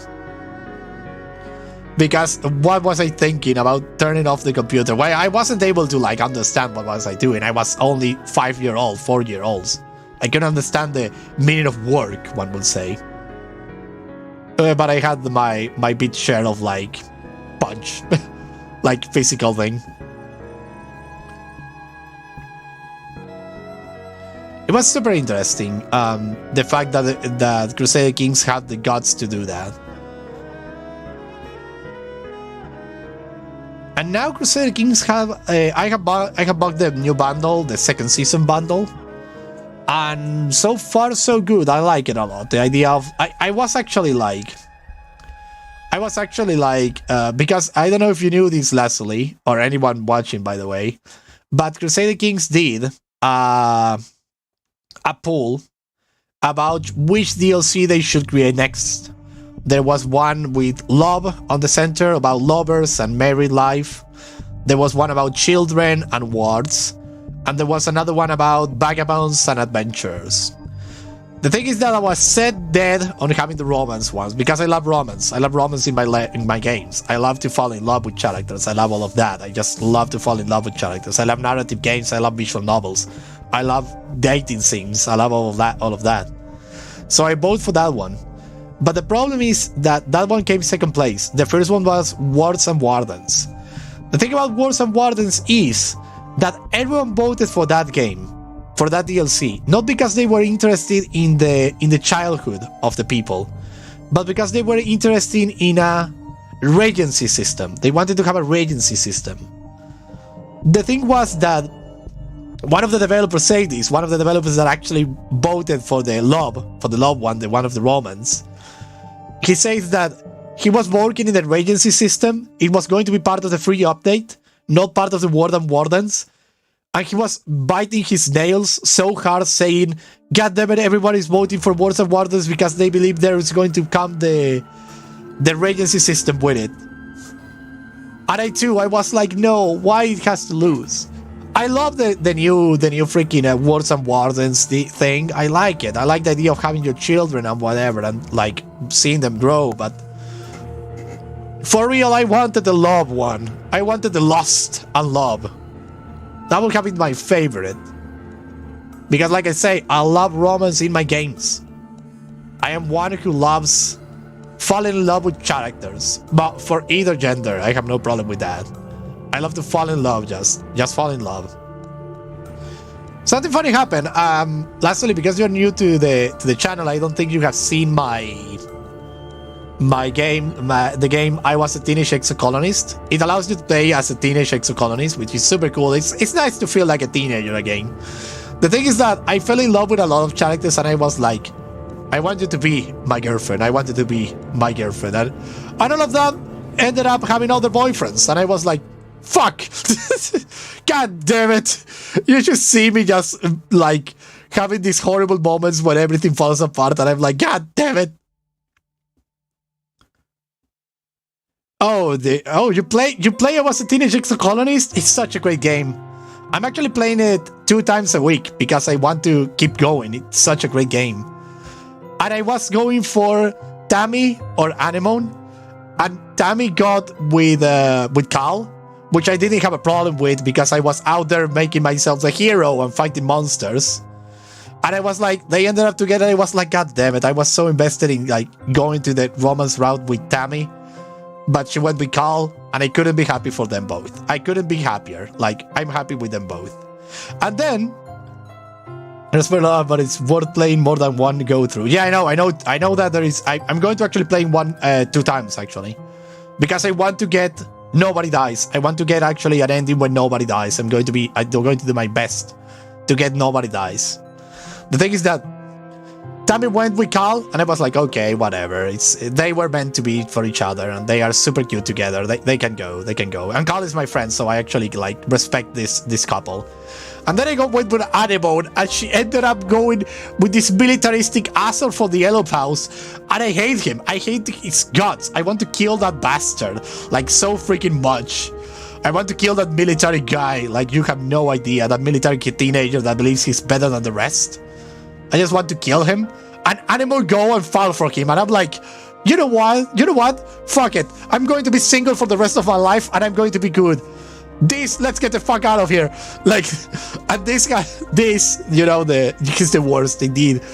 The explorer, the emo kid, I would say. I call him Sasuke because he reminds me of Sasuke from Naruto. So every time I see him, I'm like, Sasuke. And I'm like, Sasuke, let's go together into the wilderness and just forget about this freaking colony. Let everyone die. I don't care. Don't deal with your family tragedy by dating an asshole. Indeed. Poor Anemone. I'm like, why, Anemone? Why you're going with such an asshole? And it's really an asshole. I don't know if you can actually, like, I had the 17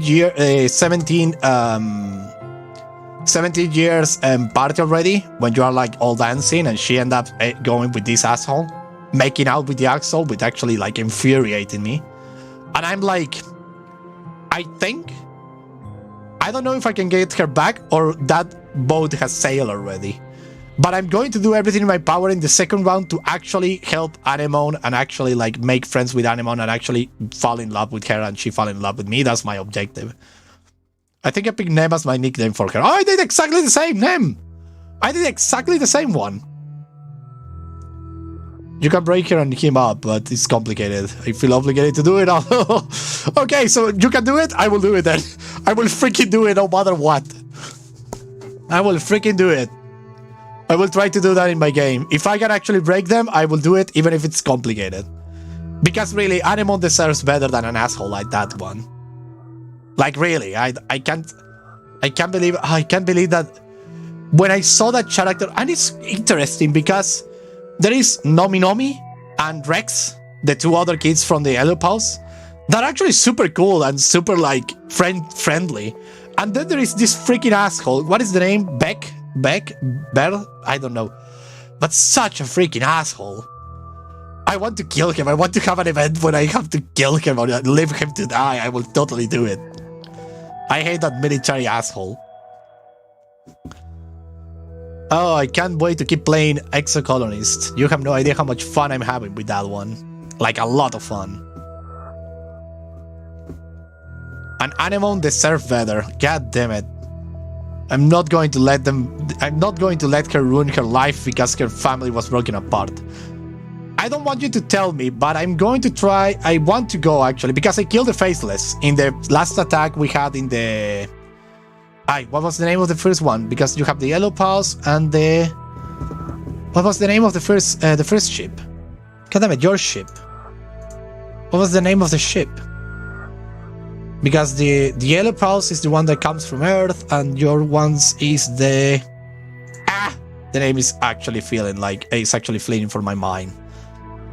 The thing is that the time the first Faceless attack is a big deal. I actually went and killed the Faceless. I didn't have to stress it out too. Like I was able to get the freaking impossible points, and I was able to get them. The thing is that I want to try to freaking see if you can save Anemone's brother, because you have actually the opportunity to go with Nem and Com. I went for the Faceless because I was like, I'm badass, I can defeat him. I didn't know that I was going to get Com kill. I had to look it up. The first one is the Stratospheric. Oh, that is. So yeah, the last attack of the Stratospheric is when the first Faceless arrives. I killed this Faceless. I look cool doing it, but so many people die. I was like, why? I should have gone and saved Com, because I'm pretty sure Com, the freaking brother of Anemone, will be so against her picking up with this stupid kid from the Stratospheric. For the Yellow Pulse, like so against it. I don't know if you can save Com. I hope you can, because I want to get the ending, the best possible ending, one will say. I will do whatever to do it. I will do whatever it takes. He super will be, indeed. Com was such a great character, like such a cheerful, good-looking fella, goody two shoes. I just love Com. When he died, I was heartbroken. I was like, God damn it. Why? Respond, but you can't literally save everyone. Not gonna say who you can and cannot. I know your father and your mother, you probably can't save them. I have them both dead. I have them both killed, suddenly. Well, it wasn't my fault, but they died. My mother for exhaustion and my father for the shimmer. For example, I know you probably can't save like Com, or because on the last attack of the Stratospheres you actually have a choice to like face the faceless, go with Com and Nem, or go with the governor. I will not be able to save the governor though, but I don't know if you could die. Yeah, she could, and she did. She actually did. She died. I'm so sad about it. And then my dad died, and I'm an orphan. So I'm totally going back to it. I'm going to go back and I'm going to save everyone. I wasn't able to save, for example, the father of Tammy, which is a damn shame. It was such a sad moment. But I know you can save him probably. If you go back and you go outside and you found him in the wilderness, you could probably save him. And that's exactly what I'm going to do. Like I saved the professor, for example. I save a lot of people now that I think about it, but my father and my mother, they both died. They both freaking died. Your mother died of exhaustion if you can't have enough food for the colony. It's a damn shame. I'm so freaking mad about that. I think everyone can die. I remember the first time Tammy died. I went back in time so freaking hard, you have no idea. Because I was like set. Like, I want to be with Tammy. She's super sweet. She's super cute. She's going to be a beautiful person when she grows up. So I want to be with her. And then she died. And I was like, what the hell? I'm going to go back in time. Poor Tammy, that was mega sad. Indeed. Hello, Wolf Studios. Welcome to the stream. Thank you for coming. Oh my god. And I'm like, it's interesting because I'm thinking like with whom to go. And I'm between Tammy, because I love her to bits, because she's such wholesome, sweet person. And then I have Anemone, because I don't want her to end up with an asshole in the game. And then I have Tangent, because Tangent is so freaking cool and cute. I admire your style, it's very unique. It stands out for the various anime personas I have seen in live streams. Oh, thank you! Thanks a lot! This beautiful model was designed by Irbis. I believe she's right now in the description of the video if you want to check out her works. She's super good, and it was rigged by none other than Paima Models, an Argentinian Vtuber rigger, and they did the work on this thing. It's super cool. It well sounds interesting. Thank you. You will love that Irbis works. They're super good. It's a very romantic, but not as sexual? Maybe. I think about that too. I think Tang is supposed to be romantic. I thought about that could be possible. But not as sexual. That's actually kind of cool. So what romantic? Well, damn it, but I'm so romantic. So romantic I am. I think it will not work out. Well, friendship with Tang it is. Because I really like Tangent. Super cool.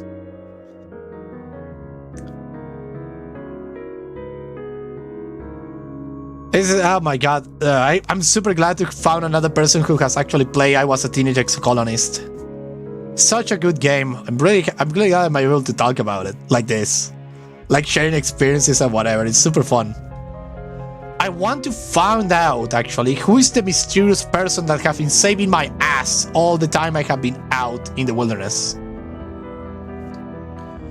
Because this mysterious person that this actually saw too, he was making a drawing of him last time I played, and this like dark figure, he saved me from being eaten whole by a creature, and then he was watching me like like vigilante like style. It was super interesting. Like, who is that mysterious individual? I have a theory that it is yourself actually, that was stranded in the planet in some kind of temporary loop. That's what I think it is. Super interesting.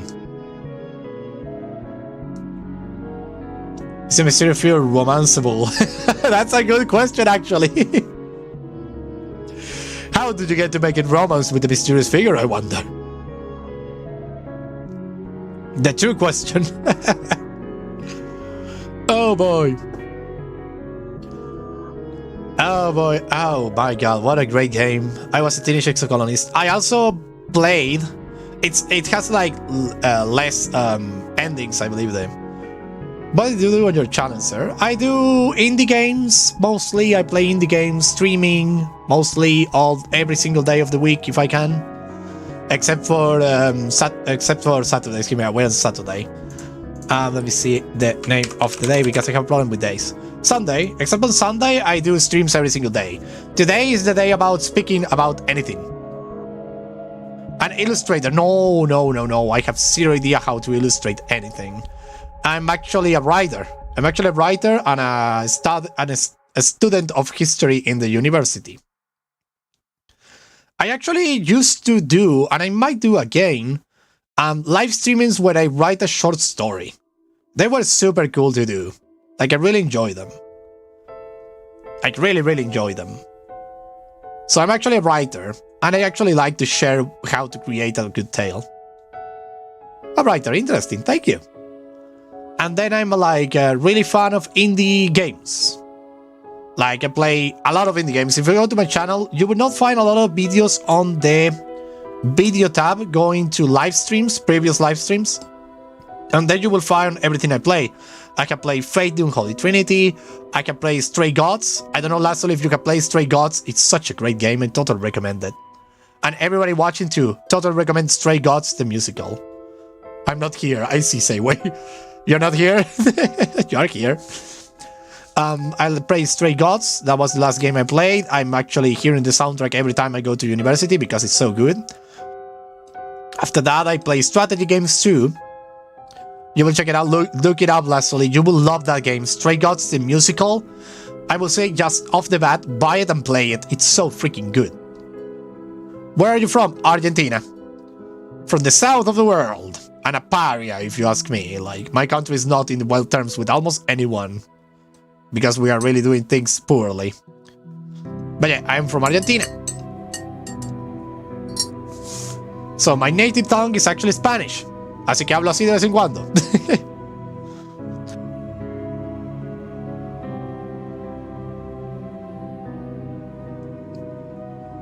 Like, super Argentinian.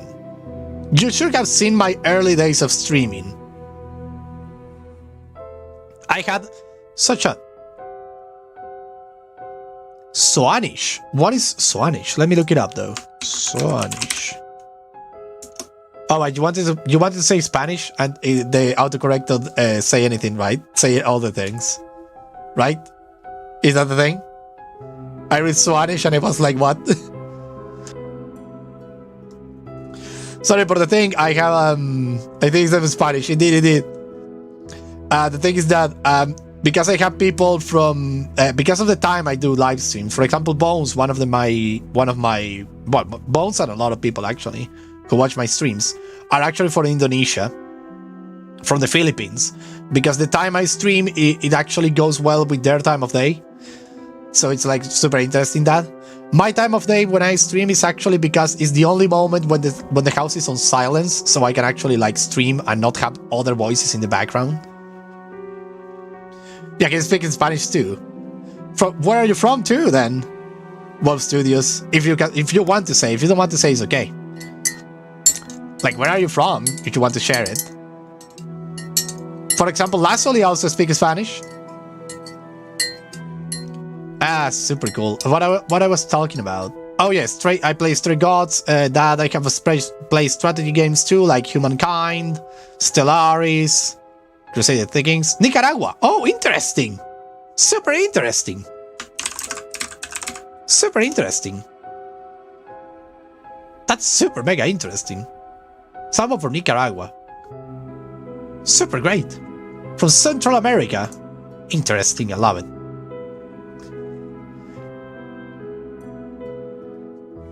The countries of Central America are so many. I remember in my high school years I have to learn them all. I have forgotten them sadly. Core, hello! For your Humankind lives, I know. Welcome back, Core. Welcome. You arrive a little late because we were talking about Humankind and Civilization 6. We have like a big tangent about it. It was super fun. Welcome, Core. I'm super glad to see you again. And I'm going to play a little more of Humankind in the future, so stay tuned if you like that kind of content. And I like, for example, really obscure games. Well, it's not that obscure, but for example, Cultist Simulator. Have you ever heard about it? That one. Such a great game. I love it. Cultist Simulator, written by the astonishing Alexis Kennedy. Alexis Kennedy is such a good freaking writer. God damn, he knows how to do it. He knows how to do his craft. He's just on other level. Have you, any one of you have ever hear about Alexis Kennedy? He's the creator of Fallen London, for example. I'm gonna play Humankind. I might make videos also from my Xbox. That sounds incredible, Core. I would totally love to watch them if you have if you share them.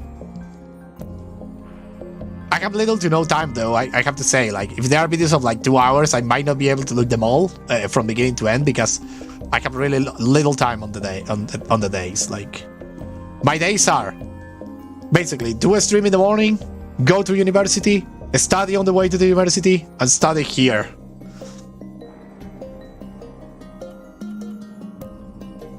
Oh, Sunless Skies. I haven't played Sunless Skies. That's actually a game where Alexis Kennedy was not involved. He actually did Sunless Sea.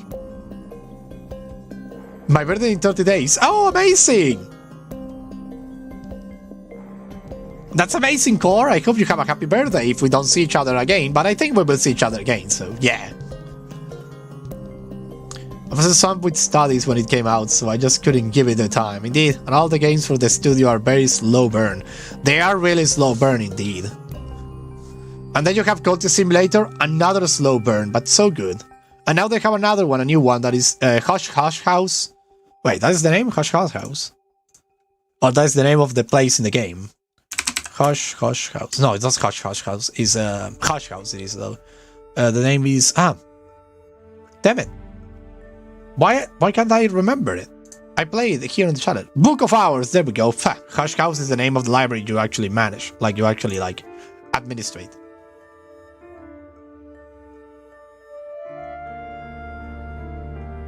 Oh, it's a romance one. No, it's not. It's not about romance. It's about, Hi, Sandwich. I don't know if you're saying goodbye or you're saying hi, Sandwich. But, yeah. There's a good chance I will get an Oculus I asked for. Oh, that's actually super great. I never had an Oculus in my life. I never tried anything of those. I never tried an Oculus, ever. I would love to, though. Oh, Mask of the Rose, the Roman. Yes, that's the one you are thinking of. Yeah, I have Mask of the Rose, too. I'm just gonna play Battlefield 5. Good game, good game. I just remember there was a time when I was in Fallen London right after that fall. Indeed, I want to actually play it. I have it in my Steam library, but I haven't had the time to play it. The thing is that reminds me of Battlefield 1. Remember Battlefield 1, the one about World War 1? It had like a time of open beta. I was able to play it because it was an open beta. I wanted to play it afterwards, but I didn't have the money to buy it. Like, I didn't have any money at all, so I was only able to play the open beta. The thing is that I played the open beta in freaking Battlefield 1. It only had 2 maps, the maps of the desert, and that was it. The thing is that I love to play the medic.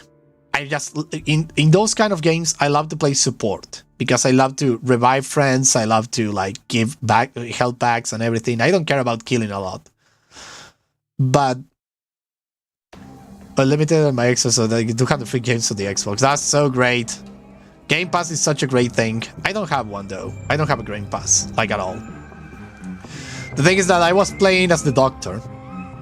One of them was Humankind. It's super great, actually, the Game Pass, because it allows you to, like, play games that otherwise you will not play, you will not get. Super great. The thing is that, I will finish the story. I was a doctor, I had the syringe, right? And I, for some reason, decided to go behind enemy lines and into a house. There were 4 enemies inside that house, all shooting at the front lines, right? All looking at the other side. And I was there with the syringe, and I was like, time for the doctor to do his work. And I killed them all with the syringe. They were 4 freaking things of killing with the syringe in the side of the screen. It was so freaking great. It was so freaking great. I killed them all with the syringe. I laughed so freaking hard. I was playing with my brother and we both laughed a lot. I killed 4 enemies with a freaking syringe. Oh, so much fun. Battlefield 5, have a lot of fun, dude. Nothing better than a good Battlefield to just unwind. I actually like CSGO too. What a great game, CSGO. Such a good place to meet people too. I wish I could play it on stream. The problem is that because my server is in Latin America, I will have all Latin America guys, so there will be like a conflict on the language that I'm trying to say in the stream and the conflict on the language that I'm trying to communicate with people. It will be fun though, because if I can do it in Spanish, it will be fun because like you will see me like swear a lot because I love it. And the fun thing is, I'm not good at CSGO. Well, I have actually a really specific way of playing CSGO. I have been called a war criminal by my brother because of the way I play CSGO. I play with the Negev. And only with the Negev. No matter what side I'm in, I play with the Negev.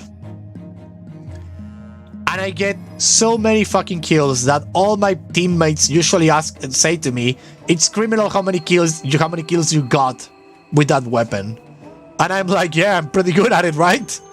Because I know how to use it, I know how the thing works, I know that it's a weapon that is more of control rather than a weapon of killing.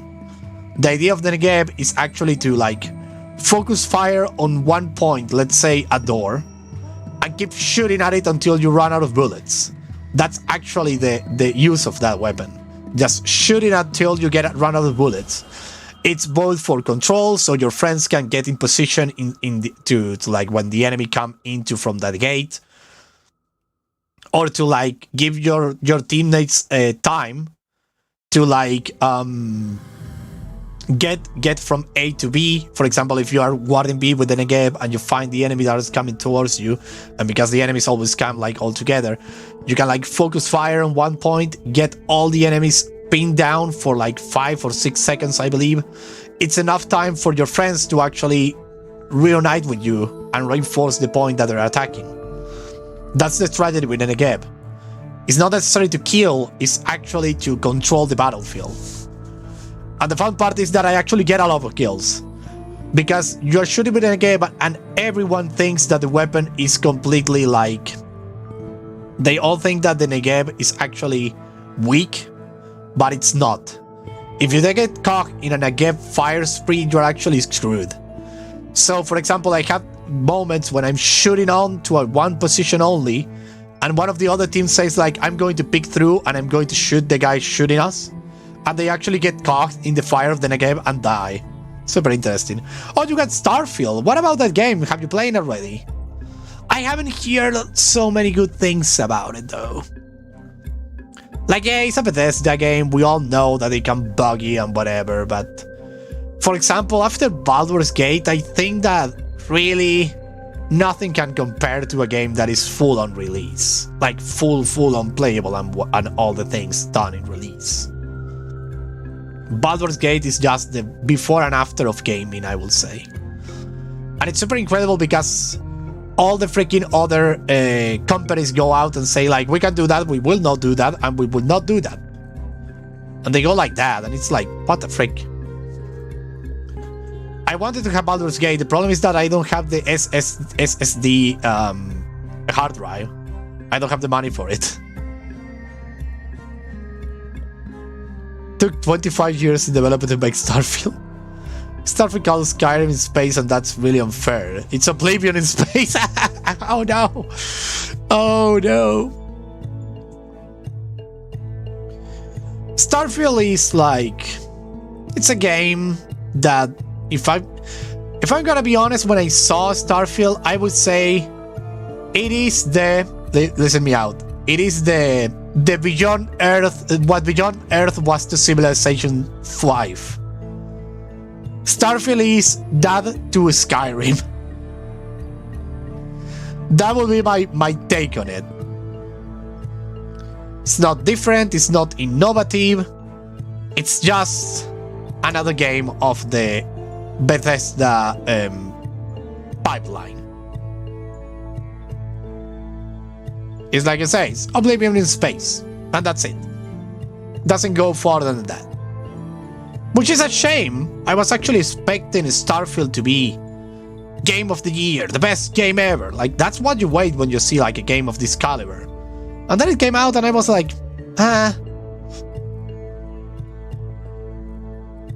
My brother plays the game, he's been waiting 2 years waiting for Starfield. I can actually relate to that, but not for Starfield, because as of late, I'm actually like really skeptic about games coming out. Like, for example, they say a new Total War game is coming out, and I'm like, it's going to suck. They say Starfield is coming out, and I'm like, it's going to suck. They say there is a new Battlefield coming out, and I say, it's going to suck. They say there is a new Battlefront from Star Wars coming out, and I'm like, it's going to suck. I'm not believing the lies of most developers as of late. I see trailers, and I'm like, it's going to suck. Yeah, you're showing me the best part of the game. I can do that with my books too. I just leave the filler out, and you will be like, this is gonna be awesome. But it's not. The only ones I believe are indie developers doing smaller games. Like, for example, I was pumped as hell for I Was a Dangerous Colonist, and so far it has been like, it has done the hype justice. I was pumped for Stray Gods, the musical, and it was like, it was so freaking good. I was like, this is what everyone should be striving for, making a quality product like this. The Cosmic Will Sisters good too. I was waiting for that game to come out, and it was super good. I like it a lot. But games from big companies, I'm always like, not a grain of salt. I just dump the whole freaking salt, the full freaking bag of salt into it. What game do you recommend on the Oculus? Do you have one? I don't have an Oculus, sorry. I'm poor as hell. So I can't recommend games on the Oculus. At all. I know there are a couple good out there, but I don't know the names either. But that's the thing. If you want to actually like find good games that are, let's say, feature complete, go to the indie world. Everybody seems to forget for example, let's say, well, the thing is that they made their channels based around super AAA games. But for example, I think Angry Joe will have a blast with a lot of indie games that I have played, for example. Bone Lab. Okay, got it. I will have it in the back of my mind. I don't think I will ever get one unless I get out of this country where I live. The thing is that there are so many good indie games out there. Like I say, I can say a lot of them, like, for example, Quality Simulator, Book of Hours, Nightmare Frames for a good horror game, Great Houses of Calderia, currently in early access, it's doing great. 6 Ages, great game too.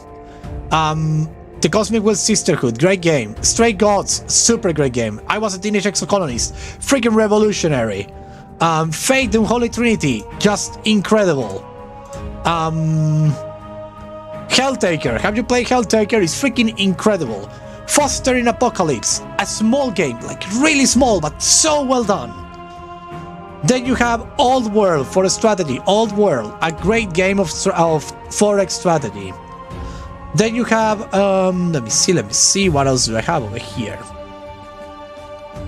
Max Gentleman, Sexy Business. If you want something comedy center, that's a great game to have. Merchant of the Skies, another great game. Saelic, currently on early access, is still a great game. Valhalla, I haven't played it, but I have only heard good things about it and I want to play it. Coffee Shop 1 and 2, just incredible. What else do I have? Kenshi, super good game. Journey, incredible. Night in the Woods, I haven't played yet, but I have only heard good things about it. Kingdoms Reborn, a great game of city building that can be done cooperatively. Hades, great game, I have played it a lot. Hades is amazing. Children of Morta, what a great game. What other games do I have over here? Let me see. Stray, indie game about the cat. Amazing game. What else do I have over here? Let me see. In Other Waters, minimalistic game, but so freaking good. What else do I have over here? I have some that are really sad. When the Past Was Around, you will cry like if you watch freaking Titanic, or even worse, because it's a more like close to home. Hits more close to home. Then you have let me see. The Banner Saga 1, 2, 3, I have here only good things about it. I haven't played them, but I want to. Griftlands, another great game. Really good. Really, really good. Well, indie game, don't go so far. Among Us. Amazing. It's freaking incredible. Then we have Book of Travels. I haven't played it yet, but it's so beautiful to look at. Citizen Sleeper, another great game. The Fermi Paradox, you will love it. What else do I have? Road Warden, another minimalistic game, super good. The Red String Club, just amazing, incredible. The Crown of Leaves. You want to play a good visual novel? Go for The Crown of Leaves. What else do I have? The Life and Suffering of Sir Brante, also good. Monster Prom 1, 2, and 3, incredible. There are so many good games out there that you could be playing. Like so many. Blasphemous 1 and 2. Amazing. The 2 I haven't played. I can't afford it, but so good. You see, freaking Raft. There you go. Same way. See Raft. Raft is another great game. Super good. Raft is another great example of great games that come from the indie world.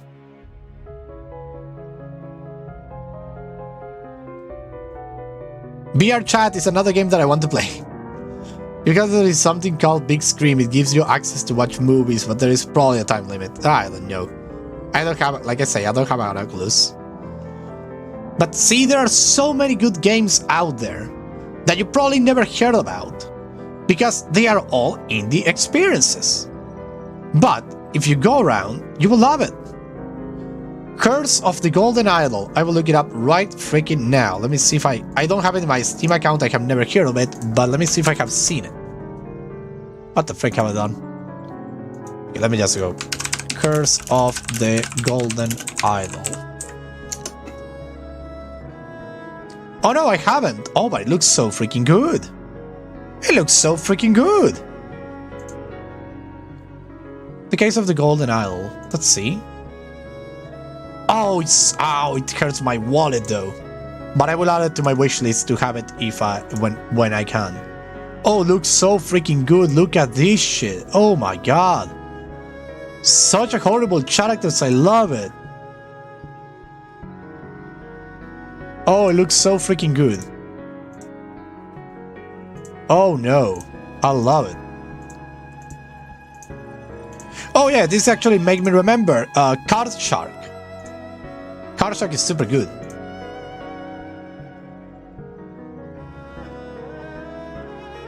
Yeah, it's guess I mess up. It's a fun time, indeed. Bravo for indie games. Indeed, bravo for indie games. They are actually the ones who push the limit, who push the boundaries. Because when you have a big company, and this is something that happens, and it's not bad, it's just that the way it works. When you have a big company and you're making an investment of millions upon millions upon millions of dollars into something, and you're waiting to have a return from it that surpasses your investment, you can't go for the experimental. You need to actually invest in something that is safe. That is how the thing works.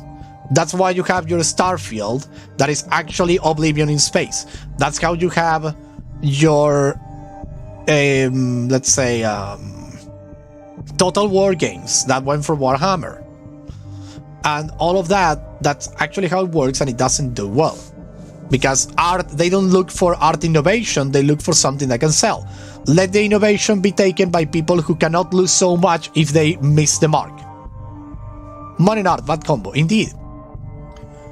For example, in our case, I don't play indie games, but I just play first-person shooters more. Indeed, that's okay. That's super good. That's super good. You can play whatever you want. That's the good part of every market. We don't have to like be forced to play anything. We can play whatever we want.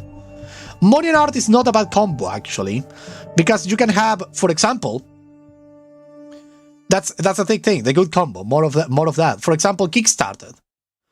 Like, I don't know, was a Teenage Exocolonist actually like Kickstarted? I think it was. But for example, Stray Gods had a Kickstarter, I believe. I believe Exocolonist also had a Kickstarter or something like that. Didn't it?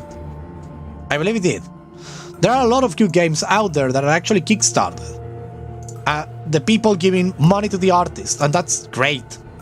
That's just the best. I'm looking because I have a couple of games that were Kickstarted, but I don't know where they are.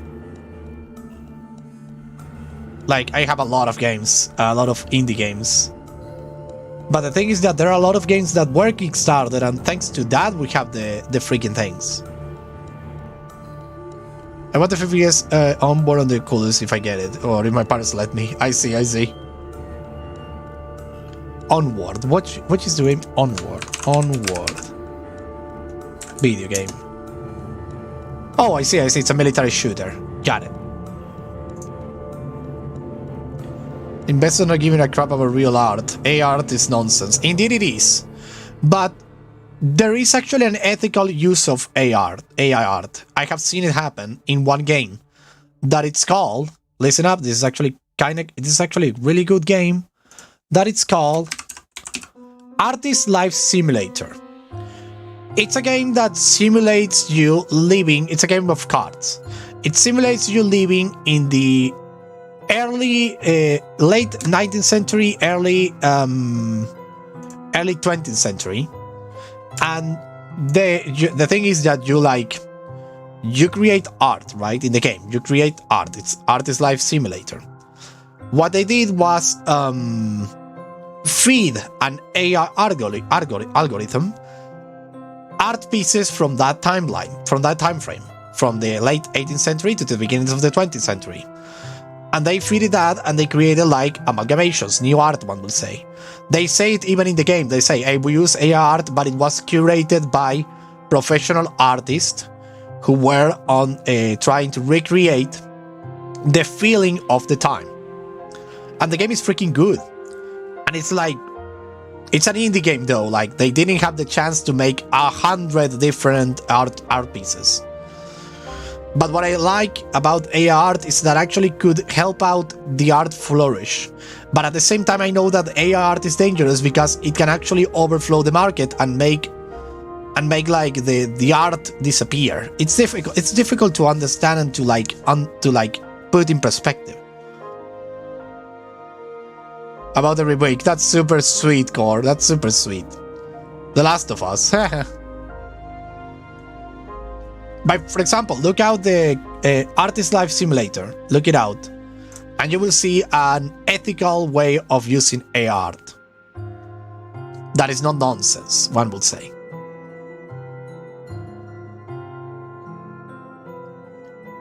But at the same time, I totally understand the problem of AI art.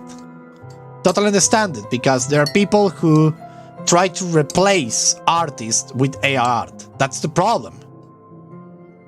AI art should be a tool at the service of art and artists, not a way to like cheap up the creation of something. Just give it a look. The tech isn't bad in itself, I agree, so it's glad to see it can be used ethically. Indeed.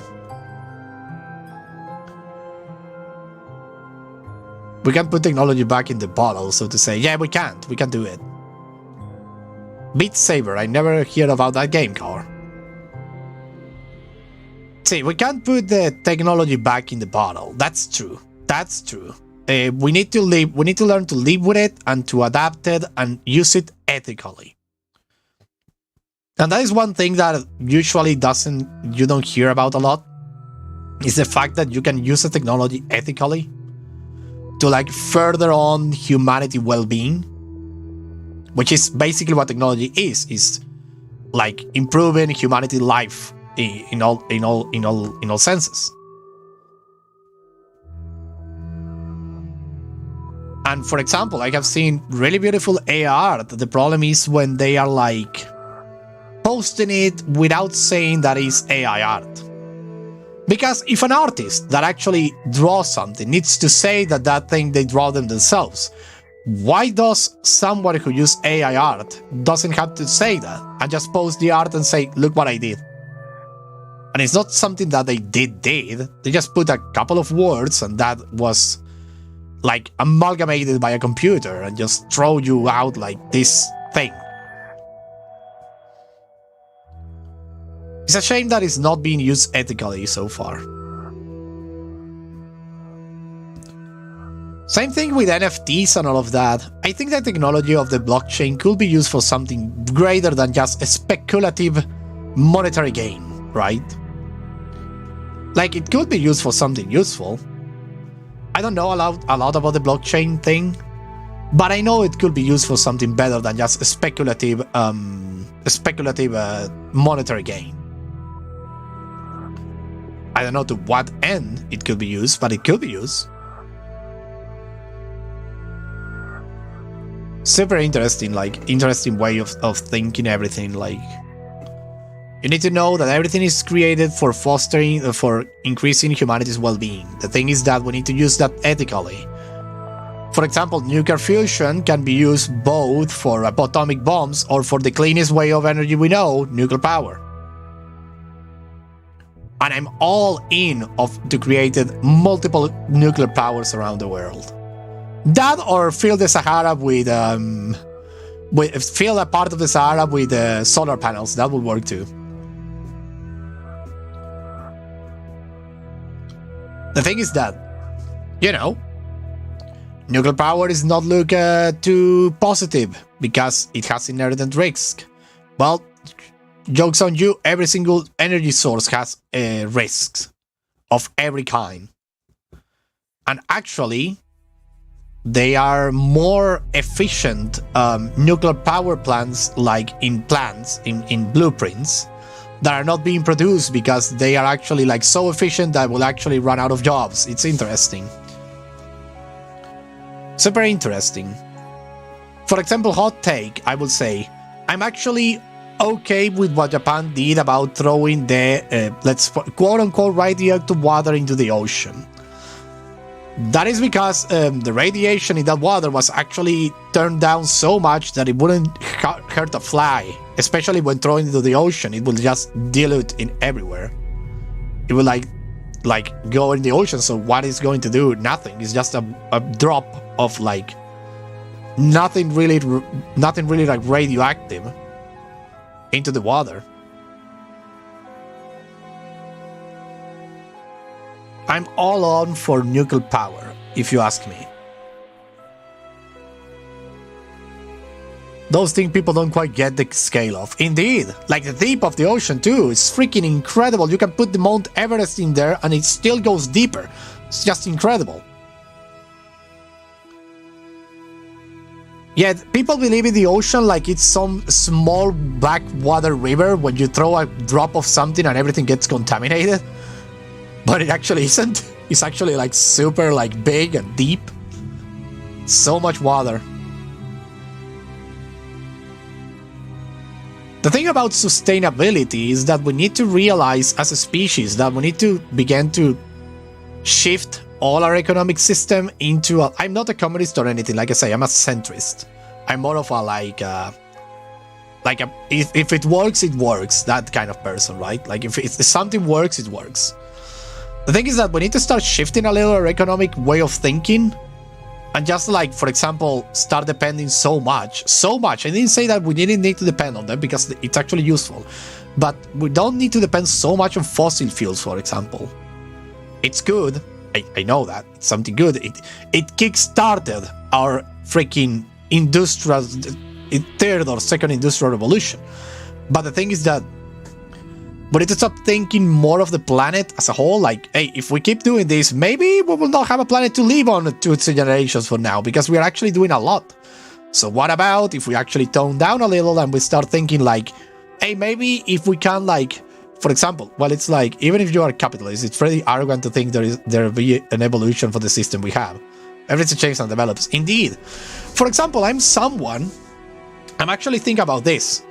If you have a factory, and let's say you replace, let's say your factory has 100 workers, let's say, or let's say 25 workers, and you introduce a machine, and the machine takes away all of the work, right? Because you are set on automatization and just that. And you like kick off those 25 people. Bye-bye, you're no longer here. Go find a job elsewhere.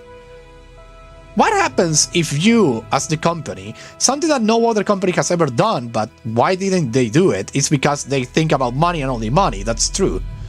But what would happen if they like grab these 25 people and say, you're being replaced by a machine, but that doesn't mean that you're not a human being, so we will keep paying you even if you don't work here anymore. Imagine that kind of economic system, where automatization actually means automatization of human work, but not the replace of humans. Where you actually put, because your freaking bottom line is not changed. You actually make the automatization because it's cheaper than maintaining the workers, right? It's not because you think of efficiency, it's because you think that it's cheaper than have the workers working in the pipeline. What happens if you actually put the machine working and you actually say to your workers, hey, you will keep getting paid for doing nothing, just cultivate yourself, go around the world, do whatever you want. It's a free world. Me too, I'm the leader of the company and I don't work like you do and I get a lot of money. Why wouldn't you get a lot of money also? It's not like I need the millions upon millions upon millions. I basically can't waste, I can't like invest it all.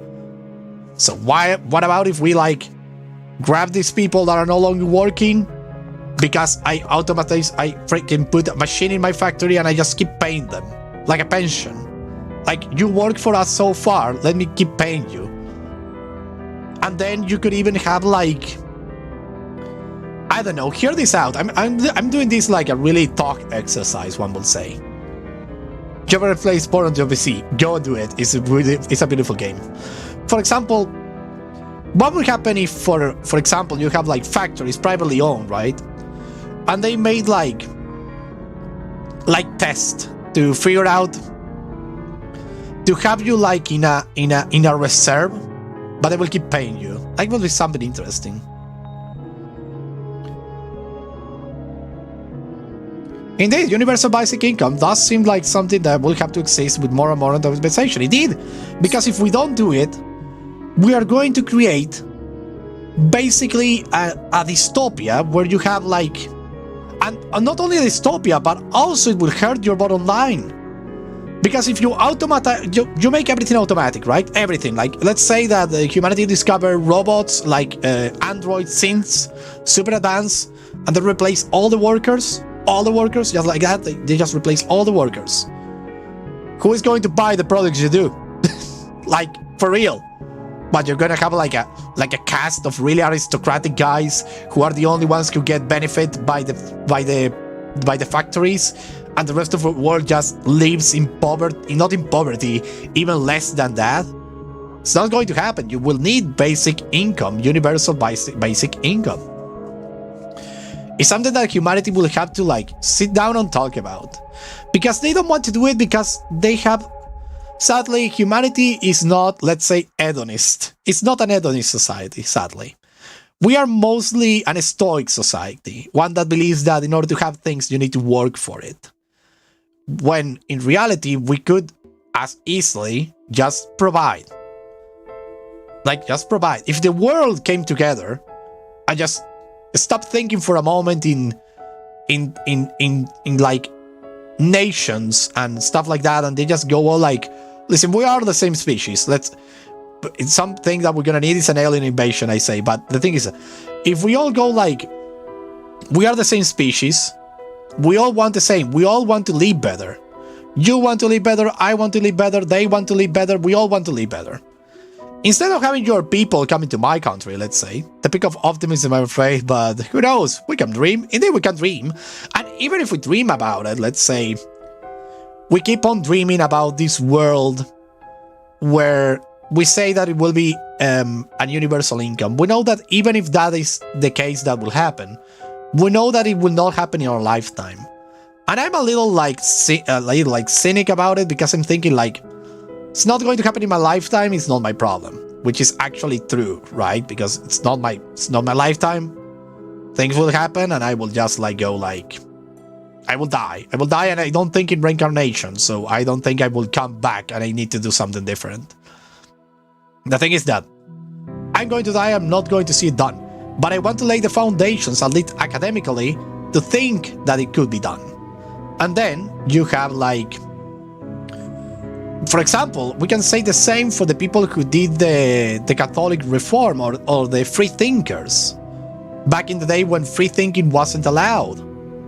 They were probably speaking just like we do now. They were thinking of a world where they will have the ability of publish any book they want. They will be able to get any book they want.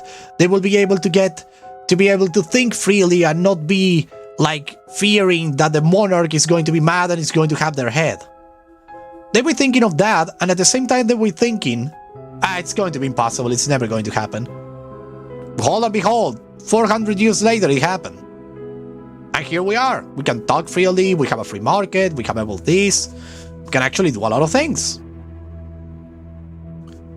It's going to happen in your time. We still have to dream and be positive. It will be sure not to be happen. Indeed. If we all are pessimists, for example, if all that people of the 14th and 15th century were all like, nothing is going to change. Why am I writing this? Why am I doing this? Why do I even do this?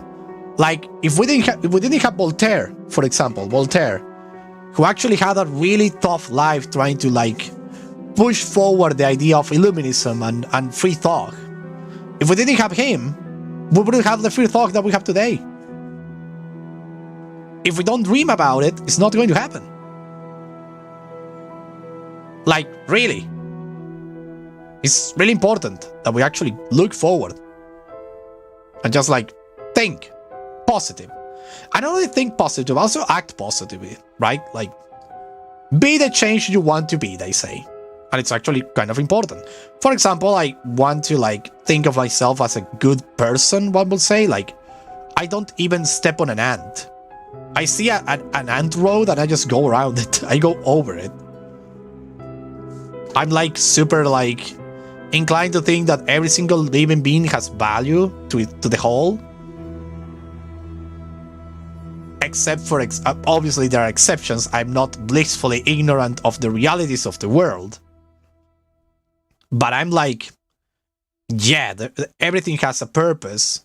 It's not a divine given purpose, but it's a purpose in a whole, in a machine that we can't possibly like understand. I know, for example, that if I kill a lion, that lion's legacy, that lion's potential to have children and whatever will die with him. And that's like something really sad, because it's not only I'm killing one lion, I'm killing a whole possibility of things.